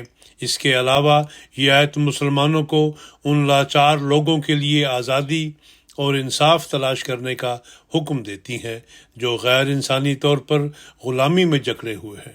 مسلمانوں کو یہ بھی کہا جاتا ہے کہ وہ یتیموں سے محبت سے پیش آئیں اور ان کے حقوق کا تحفظ کریں، اور جو بھی محروم افراد ہیں ان کی تسلی کے اسباب کریں۔ قرآن کریم کی ان روشن آیات میں تمام انسانیت کے لیے پیغام ہے کہ وہ معاشرے کے سب سے کمزور طبقہ کے حقوق ادا کریں اور انہیں اپنے پیروں پر کھڑا کرنے میں مدد کریں۔ در حقیقت یہ آیات کریمہ مسلمانوں کو دنیا سے ہر طرح کی غلامی، غربت اور محرومی کو ختم کرنے میں کلیدی کردار ادا کرنے کی ہدایت کرتی ہے۔ دراصل قرآن کریم ہمیں یہ سکھاتا ہے کہ روحانی ترقی کا ایک بنیادی ذریعہ خدمت انسانیت ہے۔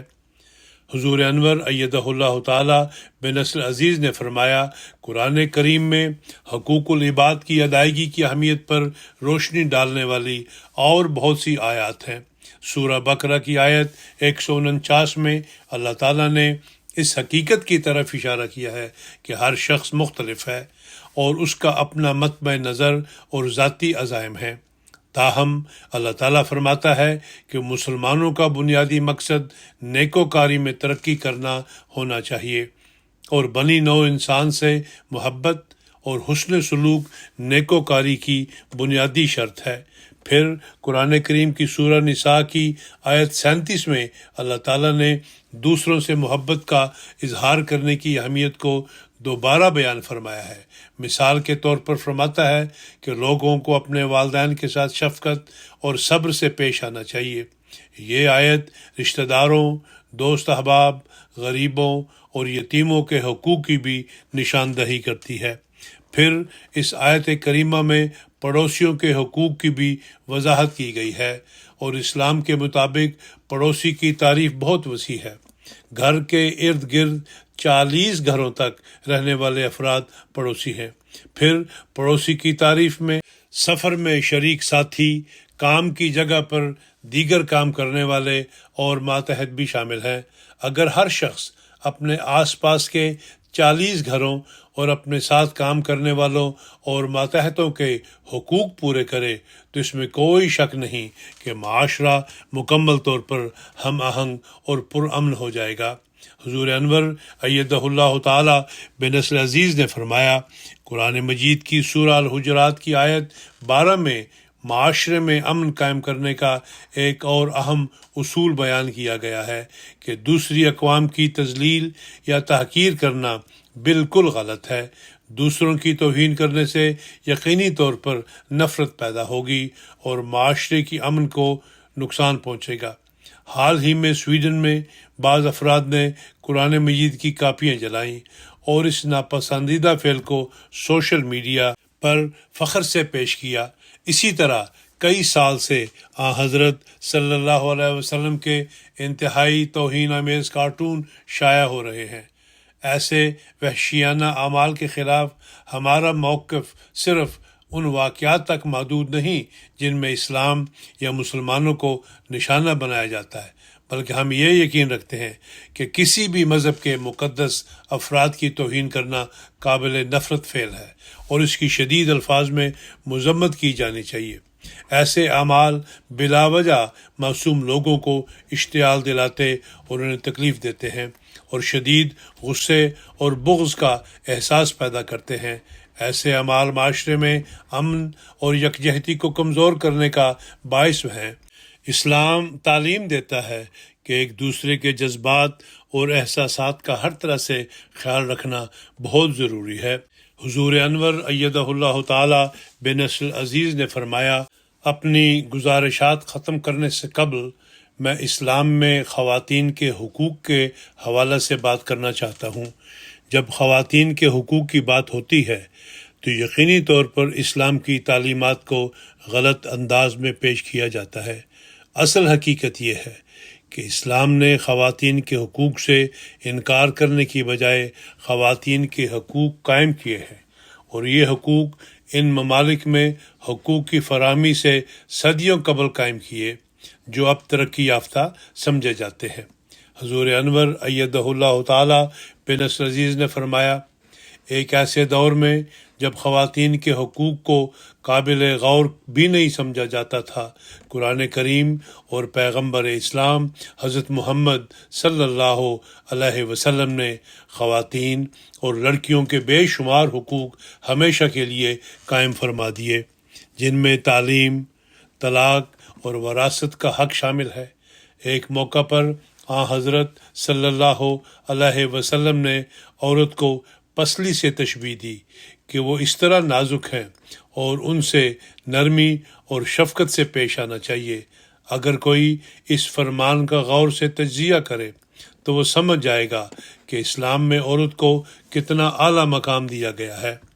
پسلی انسان کے اہم اعضاء کی حفاظت کے لیے ہوتی ہے، اور عورتوں کو اس سے تشبیہ دیتے ہوئے پیغمبر اسلام حضرت محمد صلی اللہ علیہ وسلم نے اس حقیقت کی طرف اشارہ فرمایا ہے کہ عورتیں انسانیت کی بقا کے لیے بنیادی اہمیت رکھتی ہیں۔ حضور انور ایدہ اللہ تعالی بنصر العزیز نے فرمایا، حضرت صلی اللہ علیہ وسلم کی ایک مشہور حدیث ہے کہ جنت ماں کے قدموں تلے ہے۔ خواتین کو یہ منفرد اور بلند مقام اس لیے دیا گیا کیونکہ ماں معاشرے کی اگلی نسل کی پرورش میں سب سے اہم کردار ادا کرتی ہے اور اپنی اولاد کی خاطر بے پناہ قربانیاں دیتی ہے۔ اگر ایک عورت اپنے بچوں کے فرائض پوری طرح ادا کرتی ہے تو وہ بچے بااخلاق اور صالح افراد بن کر معاشرے میں مثبت کردار ادا کریں گے۔ اسی طرح ماں اپنی اولاد کے لیے اس دنیا میں ترقی اور کامیابی کا ذریعہ ہے اور انہیں ایسی راہ پر چلاتی ہے جو آخرت میں جنت میں لے جانے والا راستہ ہے۔ حضور انور ایدہ اللہ تعالی بنصر العزیز نے فرمایا، قرآن کریم کی سورۃ النساء کی آیت 20 میں عورتوں کے گھریلو حقوق قائم کیے گئے ہیں۔ یہ آیت کریمہ خاص طور پر مسلمان مردوں کو اپنی بیویوں سے پیار سے پیش آنے اور ان کی ضروریات کا خیال رکھنے کی ہدایت کرتی ہے۔ یہ آیت اعلان کرتی ہے کہ عورتیں آزاد افراد ہیں اور کسی بھی مرد کے قبضے میں نہیں دی جا سکتی۔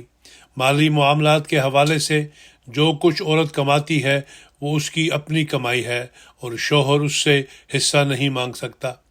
طلاق کے حوالے سے اسلام تعلیم دیتا ہے کہ ازدواجی زندگی میں جو کچھ بھی شوہروں نے انہیں دیا وہ اپنے پاس رکھنے میں آزاد ہیں۔ آج کے دور میں جب کوئی علیحدگی ہوتی ہے تو اکثر طویل اور تلخ تنازعات ہوتے ہیں کیونکہ مرد اپنی بیویوں کو جو کچھ دے چکے ہوتے ہیں واپس لینے کی کوشش کرتے ہیں، تاہم اسلام اس کی اجازت نہیں دیتا۔ قرآن کریم میں سورہ نحل کی آیت 73 میں عورتوں کے ساتھ حسن سلوک کرنے کی پھر سے تلقین کی گئی ہے۔ اللہ تعالیٰ فرماتا ہے کہ مردوں کو اپنی بیویوں سے شفقت سے پیش آنا چاہیے اور ان کی عزت کرنی چاہیے جنہوں نے ان کی اولاد کو جنم دیا ہے۔ پھر سورہ بقرہ کی آیت نمبر 188 میں اللہ تعالیٰ فرماتا ہے کہ بیوی اپنے شوہر کے لیے لباس ہے اور شوہر اپنی بیوی کے لیے لباس ہے۔ اس کا مطلب یہ ہے کہ شوہر اور بیوی دونوں کا درجہ برابر ہے اور وہ ایک دوسرے کے لیے تحفظ کا ذریعہ ہے۔ انہیں اپنے ساتھی کے لیے دکھ یا غم کا ذریعہ بننے کی بجائے ایک دوسرے سے محبت کرنی چاہیے اور ایک دوسرے کا خیال رکھنا چاہیے۔ حضور انور ایدہ اللہ تعالی بنصر عزیز نے فرمایا، اس مختصر وقت میں نے اسلام کے قائم کردہ خواتین کے حقوق میں سے صرف چند کا ذکر کیا ہے۔ یہ کہنا کافی ہے کہ یہ اعتراض کہ اسلام خواتین کے حقوق سلب کرتا ہے بالکل بے بنیاد اور حقائق کے منافی ہے۔ در حقیقت اس میں کوئی مبالغہ آرائی نہیں ہے کہ خواتین کے حقوق کا اسلامی تصور دراصل انقلابی تھا، اور جیسا کہ میں نے پہلے بتایا اسلام پر بہت سے اعتراضات کیے گئے ہیں، لیکن یہ سب بے بنیاد ہیں۔ یقیناً یہ غلط ہے کہ اسلام کو تشدد یا انتہا پسندی کے مذہب کے طور پر پیش کیا جائے یا یہ دعویٰ کیا جائے کہ اسلام کی اخلاقی اقدار کسی بھی طرح سے کمتر ہیں۔ یہ کہنا بالکل ناانصافی ہے کہ اسلام معاشرے میں بد امنی پیدا کرنے کی کوشش کرتا ہے۔ اس کے برعکس اسلام وہ مذہب ہے جو تمام مذاہب اور عقائد کے لوگوں کے مابین دوریاں ختم کرنے کی کوشش کرتا ہے۔ یہ ایک ایسا مذہب ہے جو امن، محبت اور ہم آہنگی کو فروغ دیتا ہے۔ دراصل لفظ اسلام کا لفظی مطلب ہی امن ہے۔ اگر کوئی مسلمان دوسروں کے حقوق پورے نہیں کرتا تو اس میں اسلام یا اس کی تعلیمات کا کوئی قصور نہیں، بلکہ یہ ان کی اپنی ناکامی ہے۔ ایسے لوگ اپنے عقیدے کے تعلیمات کی خلاف ورزی کرنے والے ہیں۔ حضور انور ایدہ اللہ تعالی بنصر عزیز نے فرمایا، ان الفاظ کے ساتھ میں امید کرتا ہوں کہ اسلام کے بارے میں آپ کے ذہنوں میں اگر کوئی خدشات تھے تو ان کا مناسب جواب مل گیا ہوگا، لیکن اگر آپ میں سے کسی کو مزید وضاحت کی ضرورت ہو تو آپ ہمارے مربیان یا یہاں کے جماعتی مشن سے بات کر سکتے ہیں۔ آخر پر میں دعا کرتا ہوں کہ تمام بنی نوع انسان اپنے خالق کو پہچان لیں اور تمام انسان آپس میں مذہبی عقائد سے قطع نظر امن اور باہمی احترام کی روح کے ساتھ رہیں۔ آمین۔ میں اس موقع پر آپ سب کا ایک بار پھر یہاں ہمارے ساتھ شامل ہونے کے لیے شکریہ ادا کرتا ہوں۔ بہت شکریہ۔ حضور انور کا یہ خطاب 5:45 تک جاری رہا۔ بعد ازاں حضور انور ایدہ اللہ تعالی بنصر عزیز نے دعا کروائی اور اپنی رہائش گاہ پر تشریف لے گئے۔ پروگرام کے مطابق 7:50 پر حضور انور ایدہ اللہ تعالی بنصر عزیز اپنی رہائش گاہ سے باہر تشریف لائے اور ترکی سے آئے ہوئے ایک پرنٹنگ کمپنی کے مالک مسٹر احسان اکار نے حضور انور ایدہ اللہ تعالی سے ملاقات کا شرف پایا۔ حال ہی میں ترکی سے جماعت نے جو قرآن کریم شائع کروایا ہے وہ انہی کے پریس میں شائع ہوا ہے۔ بعد ازاں تاجکستان کے وفد نے حضور انور ایدہ اللہ سے شرف ملاقات پایا۔ پولینڈ، آسٹریا اور جرمنی وغیرہ سے 30 تاجک احباب جلسہ سالانہ جرمنی میں شامل ہوئے تھے۔ ایک خاتون نے عرض کیا کہ حضور انور کا خواتین سے خطاب بہت پسند آیا ہے۔ حضور انور نے جو نصائح فرمائی بہت اچھی لگی۔ اس پر حضور نے فرمایا، آپ سب لوگوں کو پیغام مل گیا ہے، اب آپ کو پتہ لگ گیا ہے تو آپ سوچیں اور غور کریں۔ حضرت صلی اللہ علیہ وسلم نے تو فرمایا تھا کہ جب تم امام مہدی کو پاؤ تو اسے میرا سلام پہنچاؤ، خواہ تمہیں برف کے تودوں پر سے چل کر جانا پڑے۔ آپ کو دنیا سے نہیں ڈرنا چاہیے، کسی سے نہیں ڈرنا چاہیے۔ ایک خاتون نے عرض کیا کہ ہم مسلمان ہیں اور کسی سے نہیں ڈرتے۔ اس پر حضور انور فرمایا مسلمان ہیں تو پھر آپ کو حضرت صلی اللہ علیہ وسلم کے احکامات پر عمل کرنا چاہیے، آگے بڑھنا چاہیے، ایک جگہ ٹھہرنا نہیں چاہیے۔ ایک دوست محمد سعید رضائی صاحب نے عرض کیا کہ وہ جلسہ پر پہلی دفعہ آئے ہیں۔ تاجکستان کی آزادی کے بعد ہماری مشکلات میں اضافہ ہوا ہے۔ اس پر حضور انور نے فرمایا کیا آزادی کے بعد اپنی مرضی سے عبادت کرنے کی اجازت ہے یا حکومت کے تابع کسی ایک فرقے کے پابند ہیں؟ حضور انور نے فرمایا جب حنفی مذہب کے مسلمان زیادہ ہیں تو پھر مذہبی آزادی کیوں نہیں ہے؟ پھر کیا مشکلات ہیں؟ اس پر مہمانوں نے عرض کیا کہ ہمیں سیاسی طور پر مشکلات ہیں، ساری طاقت حکومت کے ہاتھ میں ہے اور حکومت ہی ہر چیز کنٹرول کرتی ہے۔ اس پر حضور انور نے فرمایا اللہ تعالیٰ آپ کی آزادیاں بحال کرے۔ ہمارے ساتھ بھی پاکستان میں یہی کچھ ہو رہا ہے، یہ سب اسلامی تعلیم کے خلاف ہے۔ مذہبی آزادی پر پابندیاں ہیں، یہ نہیں ہونی چاہیے۔ حکومتیں جو دوسری بڑی طاقتوں کے زیر اثر ہیں ان کا پھر یہی ہوتا ہے کہ مسلمانوں پر پابندیاں لگائی جائیں۔ ایک دوست نے عرض کیا کہ حضور درازی عمر کے لیے دعا گو ہوں۔ اس وقت تاجکستان میں جو کچھ ہو رہا ہے سب روس کی مدد سے ہو رہا ہے۔ اس پر حضور انور نے فرمایا خدا تعالیٰ ان کو آزادی عطا فرمائے۔ ایک مہمان نے عرض کیا کہ خدا کے نزدیک محبوب وہی ہے جو اعلیٰ اخلاق والا ہے، ہمیں اعلیٰ اخلاق کی ضرورت ہے۔ جماعت احمدیہ میں اخلاق کو زیادہ اہمیت دی جاتی ہے۔ اگر میں دوسروں سے موازنہ کروں تو جو جماعت کے اخلاق والا رویہ ہے وہ جماعت کی ترقی میں اہم کردار ادا کرے گا اور دوسروں کے لیے بھی نمونہ ہوگا۔ دوسری طرف جتنے بھی دینی مذہبی گروہ ہیں ان کی ترجیحات میں اور چیزیں تو ہیں لیکن اخلاق نہیں ہیں۔ ایک دوست نے سوال کیا کہ دینی گروہوں کے جو آپس کے اختلافات ہیں اس میں جماعت احمدیہ کیا کردار ادا کر سکتی ہے؟ اس پر حضور انور نے فرمایا اس کے لیے تو ہم ساری دنیا میں کوشش کر رہے ہیں۔ حضرت صلی اللہ علیہ وسلم نے فرمایا تھا کہ آئندہ زمانہ میں جب مسیح و مہدی آئے گا تو وہ ساری امت کو ایک ہاتھ پر اکٹھا کرے گا۔ جو آنے والا تھا وہ تو آ چکا، ساری نشانیاں اور پیشگوئیاں پوری ہو گئیں۔ سورہ تکویر میں یہ نشانیاں بیان ہوئی ہیں۔ اسی طرح چاند سورج گرہن کی پیشگوئی بھی پوری ہو گئی ہے۔ آپ کو الہام بھی ہوا تھا سب مسلمانوں کو جو روئے زمین پر ہیں جمع کرو علی دین واحد۔ تو ہم یہی کام کر رہے ہیں کہ تمام مسلمانوں کو ایک ہاتھ پر جمع ہونا چاہیے۔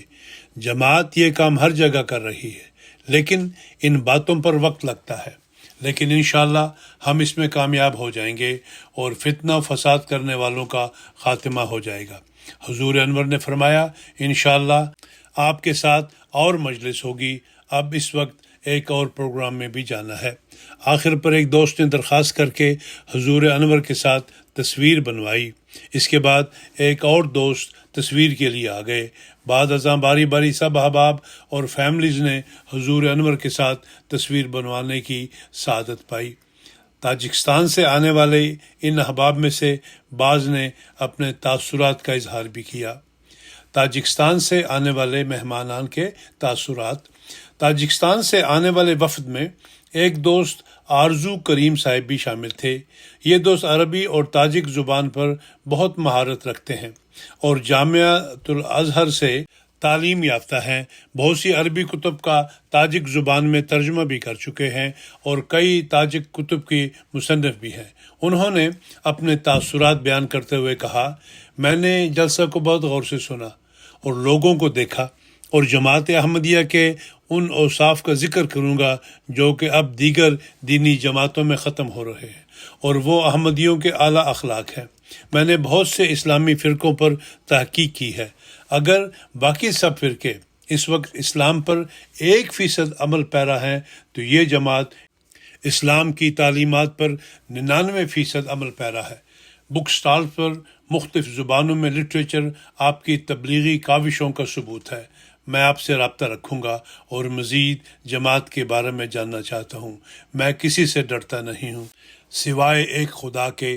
آپ کے خلیفہ سے ملاقات اور بات کرنا میرے لیے بہت اعزاز ہے، اور میں حضور کی اس بات سے اتفاق کروں گا کہ اصل کمزوری ہم لوگوں میں ہے، اور ہم ہر وقت حکومت اور رجیم کو کوستے رہتے ہیں۔ مجھے امید ہے کہ حضور سے پھر ملاقات ہوگی۔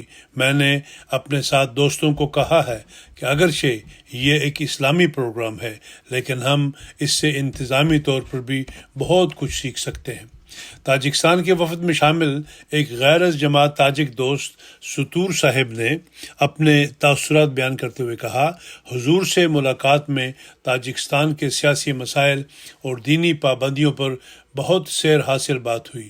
مجھے بہت اچھا لگا کہ حضور کو ساری انسانیت کی بے تحاشا فکر ہے۔ مجھے یہاں آنے سے قبل جماعت احمدیہ کے بارے میں بہت منفی خبریں دی گئی تھیں، لیکن مجھے آپ کی جماعت سے بھائی چارہ اور انسانیت کا درس سیکھنے کا موقع ملا ہے۔ ایک تاجکستان خاتون مزمہ خانم صاحبہ کہتی ہیں، حضور سے ملاقات میں جو نصائح سنی اس پر عمل کی کوشش کروں گی۔ میں سمجھتی ہوں حضور کی باتیں صرف احمدی ہی نہیں بلکہ ہر مسلمان عمل کر کے ایک اچھے معاشرے کے لیے اپنا کردار ادا کر سکتا ہے۔ میں نے حضور کا عورتوں سے خطاب سنا اور مجھے لگا کہ حضور کو ہر طبقہ کی اصلاح کی بہت فکر ہے۔ ایک چیز جو میں نے جلسہ میں نوٹ کی کہ عورتیں اپنا ہر کام خود کر رہی تھیں۔ اتنا بڑا پروگرام اور یہ سب انتظام عورتوں کا کرنا بہت ہی قابل ستائش ہے۔ تاجکستان کے مبلغ کہتے ہیں، تاجکستان کے وفد میں ایک دوست غنیو صاحب بھی شامل تھے۔ یہ بہت معترض طبیعت کے تھے۔ جلسہ کے پہلے 2 دن اعتراضات ہی کرتے رہے۔ ایک اعتراض کرتے، جواب سنے بغیر ایک اور سوال کر دیتے۔ ان کے اپنے دوستوں نے بھی کہا کہ ہمیں مشاہدہ کرنا چاہیے۔ جلسہ کے دوسرے دن وفد کی حضور انور سے ملاقات تھی۔ سب دوستوں نے ماسک پہنے تھے۔ حضور انور نے بات کا آغاز ہی غنیمو صاحب کی طرف اشارہ کر کے کیا اور کہا، آپ کون ہیں؟ ماسک پیچھے کریں، اپنا تعارف کروائیں۔ انہوں نے حضور انور سے کافی تفصیل سے باتیں کی۔ ملاقات کے بعد غنیو صاحب بہت خوش تھے اور بار بار اس بات کا اظہار کرتے کہ میں حضور انور کی توجہ کے لیے شکر گزار ہوں اور حضور کے لیے درازی عمر اور جماعت کے لیے کامیابیوں کا خواہش مند ہوں۔ عجیب بات ہے، ملاقات کے بعد 2 دن تک انہوں نے کوئی بھی اعتراض نہیں کیا۔ یہ سب خدا کے فضل کے بغیر ناممکن ہے۔ مختلف ممالک سے آنے والے عرب احباب کا انتظام ایک علیحدہ ہال میں کیا گیا تھا۔ ان کی تعداد 409 تھی۔ پروگرام کے مطابق 8:30 بجے حضور انور ایدہ اللہ تعالیٰ بنصر العزیز اس ہال میں تشریف لے آئے اور ملاقات کا پروگرام شروع ہوا۔ حضور انور نے فرمایا کہ جو پہلی دفعہ آئے ہیں وہ ہاتھ کھڑا کریں۔ اس پر نئے آنے والوں نے اپنے ہاتھ کھڑے کیے تو حضور انور نے ان کو مخاطب ہوتے ہوئے فرمایا کہ آپ نے یہاں جلسہ میں کوئی غیر اسلامی چیز نہیں دیکھی؟ کچھ توقف کے بعد حضور انور نے فرمایا کہ خاموشی ہے تو اس کا مطلب ہے نہیں دیکھی، یا پھر بتانا نہیں چاہتے۔ حضور انور نے فرمایا، خدا تعالیٰ آپ کو استقامت عطا فرمائے، آگے بڑھنے والے اور ترقی کرنے والے ہوں، خدا تعالیٰ سے تعلق پیدا کرنے والے ہوں۔ حضرت مسیح موعود علیہ الصلوۃ والسلام جس غرض کے لیے آئے وہ حقوق اللہ اور حقوق العباد کا قیام تھا۔ آپ نے اس کی طرف توجہ دلائی، آپ سب بھی اس طرف توجہ کرنے والے ہوں، اللہ تعالیٰ سے تعلق پیدا کرنے والے ہوں اور اس کے بندوں کے حقوق ادا کرنے والے ہوں۔ خدا آپ کو اس کی توفیق عطا فرمائے۔ اس کے بعد ایک خاتون نے عرض کیا کہ میں نے حضور انور کی خدمت میں خط بھیجا تھا، میری بیٹی کی شادی ایک سیرین لڑکے سے ہو رہی ہے، میرے پاس انگوٹھیاں ہیں، حضور انور تبرک کر دیں۔ حضور انور نے عزائے شفقت یہ انگوٹھیاں اپنے دست مبارک میں لے کر تبرک فرمائیں۔ ایک دوست نے سوال کیا کہ جب حضور خاموش دعا کرواتے ہیں تو اس میں کیا پڑھتے ہیں؟ اس پر حضور انور نے فرمایا کہ سورہ فاتحہ اور درود شریف پڑھتا ہوں، اس کے بعد موقع کے لحاظ سے دعائیں کرتا ہوں۔ بعد ازاں ایک دوست نے عرض کی کہ اپنے بھائی کے لیے دعا کی درخواست کرتا ہوں، وہ اس وقت ترکی میں ہے، اس کے 2 بیٹے ہیں، ان کے نام حضور انور نے رکھے تھے۔ اس پر حضور انور نے فرمایا اللہ تعالیٰ فضل فرمائے۔ سیریا سے تعلق رکھنے والے ایک نو موبائل نے عرض کیا کہ میں نیا احمدی ہوں، دعا کی درخواست کرتا ہوں۔ اس پر حضور انور نے فرمایا تعلق باللہ پیدا کرنے کی کوشش کرو، اپنا دینی علم بڑھاؤ، خدا تعالیٰ آپ کو ایمان اور روحانیت میں بڑھاتا چلا جائے۔ ایک خاتون نے حضور انور کی خدمت میں عرض کیا کہ حضرت مسیح موعود علیہ الصلوۃ والسلام کے عربی قصیدہ کے اشعار پڑھنا چاہتی ہوں۔ اس پر حضور نے فرمایا 2 شعر پڑھ لو۔ چنانچہ موصوفہ نے 2 شعر پڑھ کر سنائے۔ الجزائر سے 3 مرد اور 4 خواتین پر مشتمل وفد آیا تھا۔ ایک خاتون نے جماعت الجزائر کے لیے دعا کی درخواست کی کہ خدا تعالیٰ ہمیں تقوی میں بڑھائے، وہاں ہمیں شدید مخالفت کا سامنا ہے۔ میں خود 3 دفعہ مقدمات کی وجہ سے عدالت جا چکی ہوں۔ میں اسکول میں پڑھاتی تھی، مجھے وہاں سے نکال دیا گیا۔ خدا تعالیٰ نے مجھے ایک دوسری ملازمت دے دی ہے۔ میرا خامند اور بیٹی احمدی ہیں، بیٹا احمدی نہیں ہے، اس کے لیے دعا کریں۔ اس پر حضور نے فرمایا اللہ تعالیٰ فضل فرمائے اور ہدایت عطا فرمائے۔ کینیڈا سے آنے والے ایک عرب دوست نے عرض کیا کہ میں 30 سال سے احمدی ہوں اور کیلگری میں رہتا ہوں، میں یہاں صرف حضور کی زیارت کے لیے آیا ہوں۔ اس پر حضور انور فرمایا اللہ تعالیٰ فضل فرمائے۔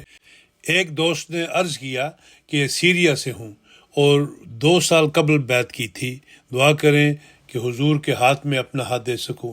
اس پر حضور انور نے فرمایا نیکی اور تقوی میں آگے بڑھیں، اللہ تعالیٰ آپ کو ایمان و یقین میں بڑھائے۔ ملاقات کا یہ پروگرام 8:55 تک جاری رہا۔ مختلف عرب ممالک سے آنے والے ان احباب میں سے بعض نے اپنے تاثرات کا اظہار کیا۔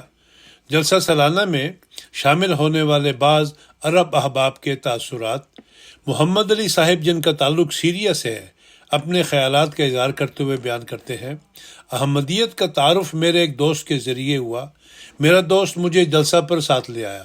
میرا ارادہ تھا کہ دن گزار کر شام کو واپس گھر چلا جاؤں گا، گھر قریبی ہے اور یہ جگہ آرام دہ نہیں ہے، لیکن جب میں نے ماحول اور تنظیم کو دیکھا، ہر شخص مسکراتا ہوا ایک دوسرے سے مل رہا ہے، گویا کہ ہر کوئی ایک دوسرے کو جانتا ہے۔ یہ ماحول میں نے زندگی میں کبھی نہیں دیکھا تھا۔ میں نے اپنا ارادہ بدل لیا اور 3 دن تک بخوشی جلسہ میں زمین پر سوتا رہا۔ خلیفہ کو دیکھنے سے پہلے میں سمجھتا تھا کہ وہ ایک عام آدمی ہے، لیکن جب میں نے انہیں دیکھا تو وہ پیار اور شفقت جو میں نے محسوس کی وہ الفاظ میں بیان نہیں کی جا سکتی۔ جلسہ کے دوسرے ہی دن احمدیت کی صداقت میرے دل میں گھر کر گئی اور میں نے بیعت کرنے کا ارادہ کر لیا۔ الحمدللہ کہ اللہ تعالیٰ نے مجھے توفیق دی۔ میں احمدیوں کے نظام کی پابندی، نظم و نسق کا خیال رکھنا اور عدم انتشار سے بہت متاثر ہوا ہوں، اور میں نے دیکھا کہ ہر کوئی اپنے فرائض کو جانتا ہے، چاہے منتظمین ہوں یا مہمان۔ عبد القادر ہلال عبداللہ غسام جن کا تعلق یمن سے ہے اپنے تاثرات بیان کرتے ہوئے کہتے ہیں، میں نے چند ماہ قبل بیعت کی ہے اور میں پہلی بار جلسہ میں شامل ہوا ہوں۔ جلسہ میں حقیقی طور پر محبت، اخوت، تعاون کی روح، تالیف قلوب، برکت اور ترتیب و تنظیم نظر آئی۔ کہتے ہیں کہ میں اس اجتماع کو عام جلسوں کی طرح خیال کر رہا تھا، لیکن یہاں آ کر جب میں نے ہزاروں لوگ اور ان کا آپس میں ایک دوسرے کا احترام اور محبت اور مساوات دیکھی تو یقین ہو گیا کہ یہ عام جلسوں کی طرح نہیں ہے۔ حضور کی موجودگی کی وجہ سے ماحول بہت روحانی تھا، ہر دل خوش اور مطمئن دکھائی دیا۔ تمام حاضرین میں آپس میں مساوات کی روح اور کسی سے کوئی نفرت نہیں دیکھی۔ جب امیر المومنین کا چہرہ مبارک دیکھا تو دل خوشی اور مسرت سے بھر گیا۔ اللہ تعالی ہم کو خلیفہ کا حقیقی سلطان نصیر بنائے۔ عرب وفد کی ایک خاتون نوال کتان صاحبہ اپنے خیالات کا اظہار کرتے ہوئے کہتی ہیں، مجھے خلیفہ سے پہلی بار ملاقات کا شرف حاصل ہوا۔ الحمدللہ رب العالمین۔ جماعت کے افراد کا خصوصی شکریہ جو شہد کے چھتے کی طرح شاندار اور منظم انداز میں کام کر رہے ہیں۔ میں نے امیر المومنین کے ویژن میں اعلیٰ روحانیت کا ادراک محسوس کیا اور اس میں خدا تعالیٰ کے صالح انبیاء کی بصیرت کو محسوس کیا۔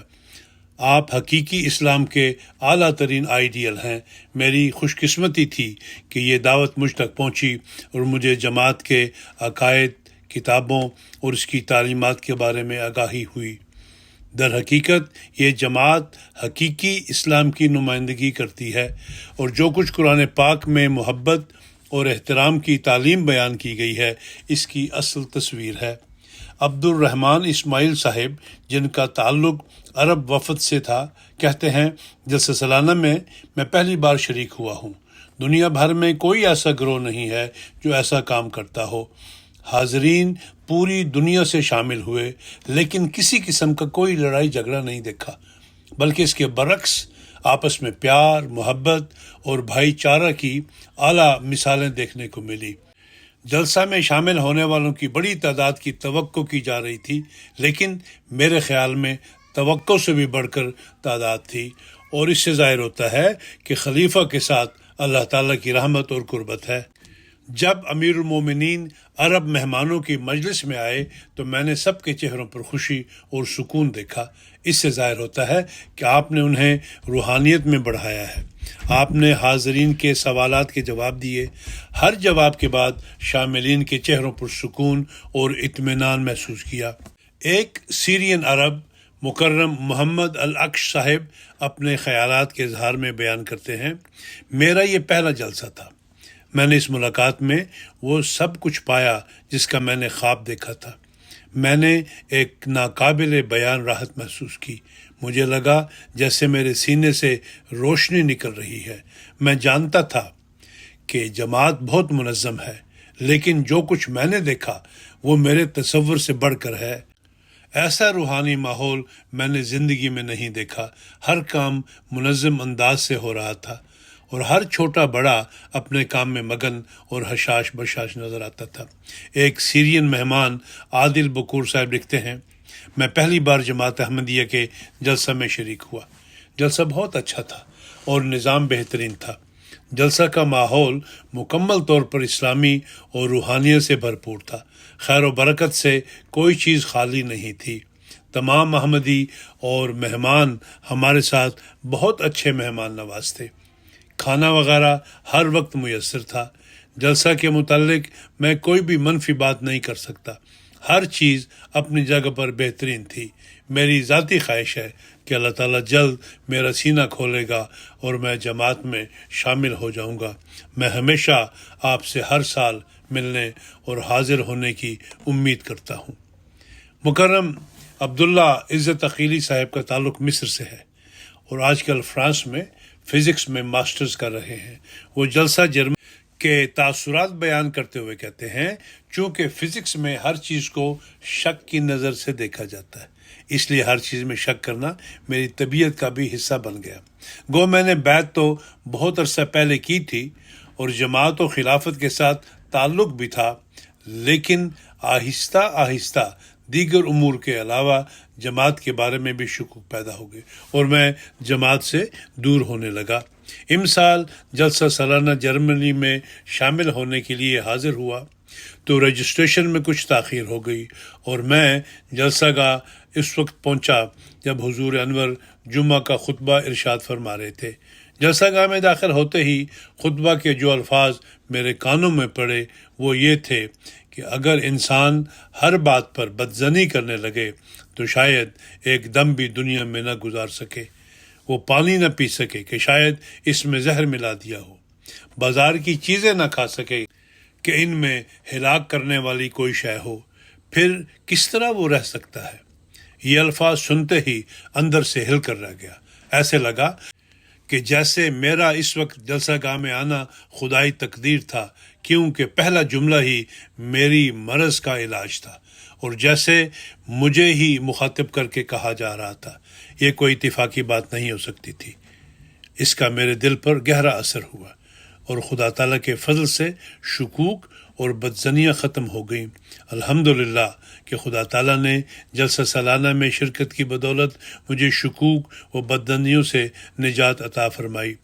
محمد طاہر ندیم صاحب عربی ڈیکس یو کے جو شعبہ ترجمانی کے تحت جلسہ جرمنی میں موجود تھے، ایک واقعہ کا ذکر کرتے ہوئے بیان کرتے ہیں۔ جلسہ کے تیسرے روز ہم MTA العربیہ کے ایک لائیو پروگرام میں شرکت کے لیے محمد شریف عودہ صاحب کے ساتھ انتظار کر رہے تھے کہ ایک شخص آیا اور کہنے لگا کہ میرا نام مہدی بستی ہے اور میں رشدی بستی صاحب کا بیٹا ہوں، جنہوں نے مولانا جلال الدین شمس صاحب کے ذریعے حیفا میں 1928 میں بیعت کی تھی۔ ہم یہ سن کر بہت خوش ہوئے اور حیران بھی کہ اتنے لمبے عرصہ تک یہ کہاں رہے ہیں۔ ان سے بات کر کے معلوم ہوا کہ گو ان کے والد صاحب حیفا کے اوائل احمدیوں میں سے تھے اور نہایت مخلص اور فعال احمدی تھے۔ وہ حیفا سے دمشق منتقل ہو گئے اور ان کی وفات کے بعد ہماری ساری فیملی کا احمدیوں سے رابطہ منقطع ہو گیا، لیکن ہم میں احمدی افکار اور جماعت سے ایک طرح کا تعلق ہمیشہ زندہ رہا۔ دمشق کے حالات خراب ہوئے تو تقریباً 7 سال قبل میں جرمنی آ گیا اور اسٹوٹگارٹ کے علاقے میں رہائش اختیار کی۔ چند روز قبل فیس بک پر میرے ایک دوست نے جلسہ سالانہ جرمنی کا اعلان پوسٹ کیا تو میں نے رابطہ کر کے اس میں شامل ہونے کی درخواست کی اور پھر آج جلسہ میں حاضر ہو گیا۔ میرے وہم و گمان میں بھی نہیں تھا کہ جماعت اس قدر ترقی کر چکی ہوگی اور اتنے وسیع پیمانے پر جلسہ منعقد کر رہی ہوگی، اور میری ملاقات حیفا کے کسی احمدی یعنی محمد شریف عودہ صاحب سے بھی ہو جائے گی۔ ان کی باتیں سن کر شریف عودہ صاحب نے انہیں لائیو پروگرام میں بٹھا لیا اور پھر انہوں نے وہاں یہ ساری باتیں اور اپنے مرحوم والد اور اپنے بارے میں مزید امور بیان کیے، جن کو سن کر ناظرین بہت محظوظ ہوئے اور بہت ایمان افروز تبصرے موصول ہوئے۔ انہوں نے بتایا کہ ان کے والد صاحب کا حضرت مسلم موعود رضی اللہ عنہ کے ساتھ خطوط کے ذریعے مضبوط رابطہ تھا اور انہوں نے حضرت مسلم موعود رضی اللہ عنہ کے خطوط سنبھال کر رکھے ہوئے تھے۔ والد صاحب کی 4 بیٹیاں تھیں۔ انہوں نے حضرت مسلم موعود رضی اللہ عنہ کی خدمت میں اولاد نرینہ کے لیے دعا کی درخواست کی تو حضور کا جواب موصول ہوا کہ میں نے دعا کی ہے، اور اگر آپ کا بیٹا پیدا ہوا تو اس کا نام ہادی رکھنا۔ چنانچہ حضور کی دعا کو اللہ تعالیٰ نے قبول فرمایا اور میری 4 بہنوں کے بعد بڑا بھائی پیدا ہوا۔ اس کے کچھ عرصہ بعد میرے والد صاحب نے دوبارہ حضرت مسلم موعود رضی اللہ عنہ کی خدمت میں ایک اور نرینہ ہونے کے لیے دعا کا خط لکھا تو حضور کا جواب موصول ہوا کہ میں نے دعا کی ہے اور اللہ تعالیٰ نے مجھے بتایا ہے کہ تمہارے ہاں ایک اور بیٹا پیدا ہوگا اور میں نے اس کا نام مہدی رکھا ہے۔ میرے والد صاحب نے یہ بات اپنے حلقہ احباب میں بتائی تو سب نے اعتراض کیا کہ کیا تمہارے خلیفہ کو غیب کا علم ہے جو اتنے وثوق سے کہہ سکتے ہیں؟ وہ توقع کر رہے تھے کہ یہ بات درست ثابت نہیں ہوگی اور انہیں جماعت پر مزید اعتراض کا موقع ملے گا، لیکن تقریباً 1 سال کے بعد میں بالکل ویسے ہی ہوا جیسے حضرت مسلح موعود رضی اللہ عنہ نے خط میں لکھا تھا، اور میرے والدین کے ہاں میری پیدائش ہوئی۔ یہ نشان دیکھ کر اس وقت شاید 20 کے قریب لوگ احمدیت میں شامل ہوئے۔ پھر جب حضرت مسلم موعود رضی اللہ عنہ نے یورپ کے سفر کے دوران دمشق میں قیام فرمایا تو میرے والد صاحب نے مجھے لے کر حضور کی خدمت میں حاضر ہوئے اور مجھے فرمایا کہ جاؤ خلیفہ وقت کی دستبوسی کرو۔ یوں مجھے حضرت مسلم موعود رضی اللہ عنہ کے دست مبارک کو بوسہ دینے کا شرف حاصل ہے۔ الحمدللہ کہ مہدی بستی صاحب کے ساتھ مجلس بہت اچھی رہی۔ شریف عودہ صاحب نے حیفا میں بعض پرانے احمدیوں کو ان کی تصویر بھیجی تو اکثر نے یہ کہا کہ یہ تو حضرت مسلم موعود رضی اللہ عنہ کی استجابت دعا کا معجزہ ہے۔ اس کے بعد مہدی بستی صاحب نے بفضل ہی تعالی بیعت میں بھی شمولیت اختیار کی، تاہم بعض کتب بھی ساتھ لے کر گئے اور دوبارہ سب کچھ پڑھ کر غور کرنے کا عزم کیا ہے۔ اللہ کرے کہ انہیں عمر کے اس حصہ میں دوبارہ جماعت کا فعال رکن بننے کی توفیق مل جائے، آمین۔ سومی محمد امین صاحب کا تعلق الجزائر سے ہے۔ وہ پہلی بار جلسہ سالانہ میں شامل ہوئے۔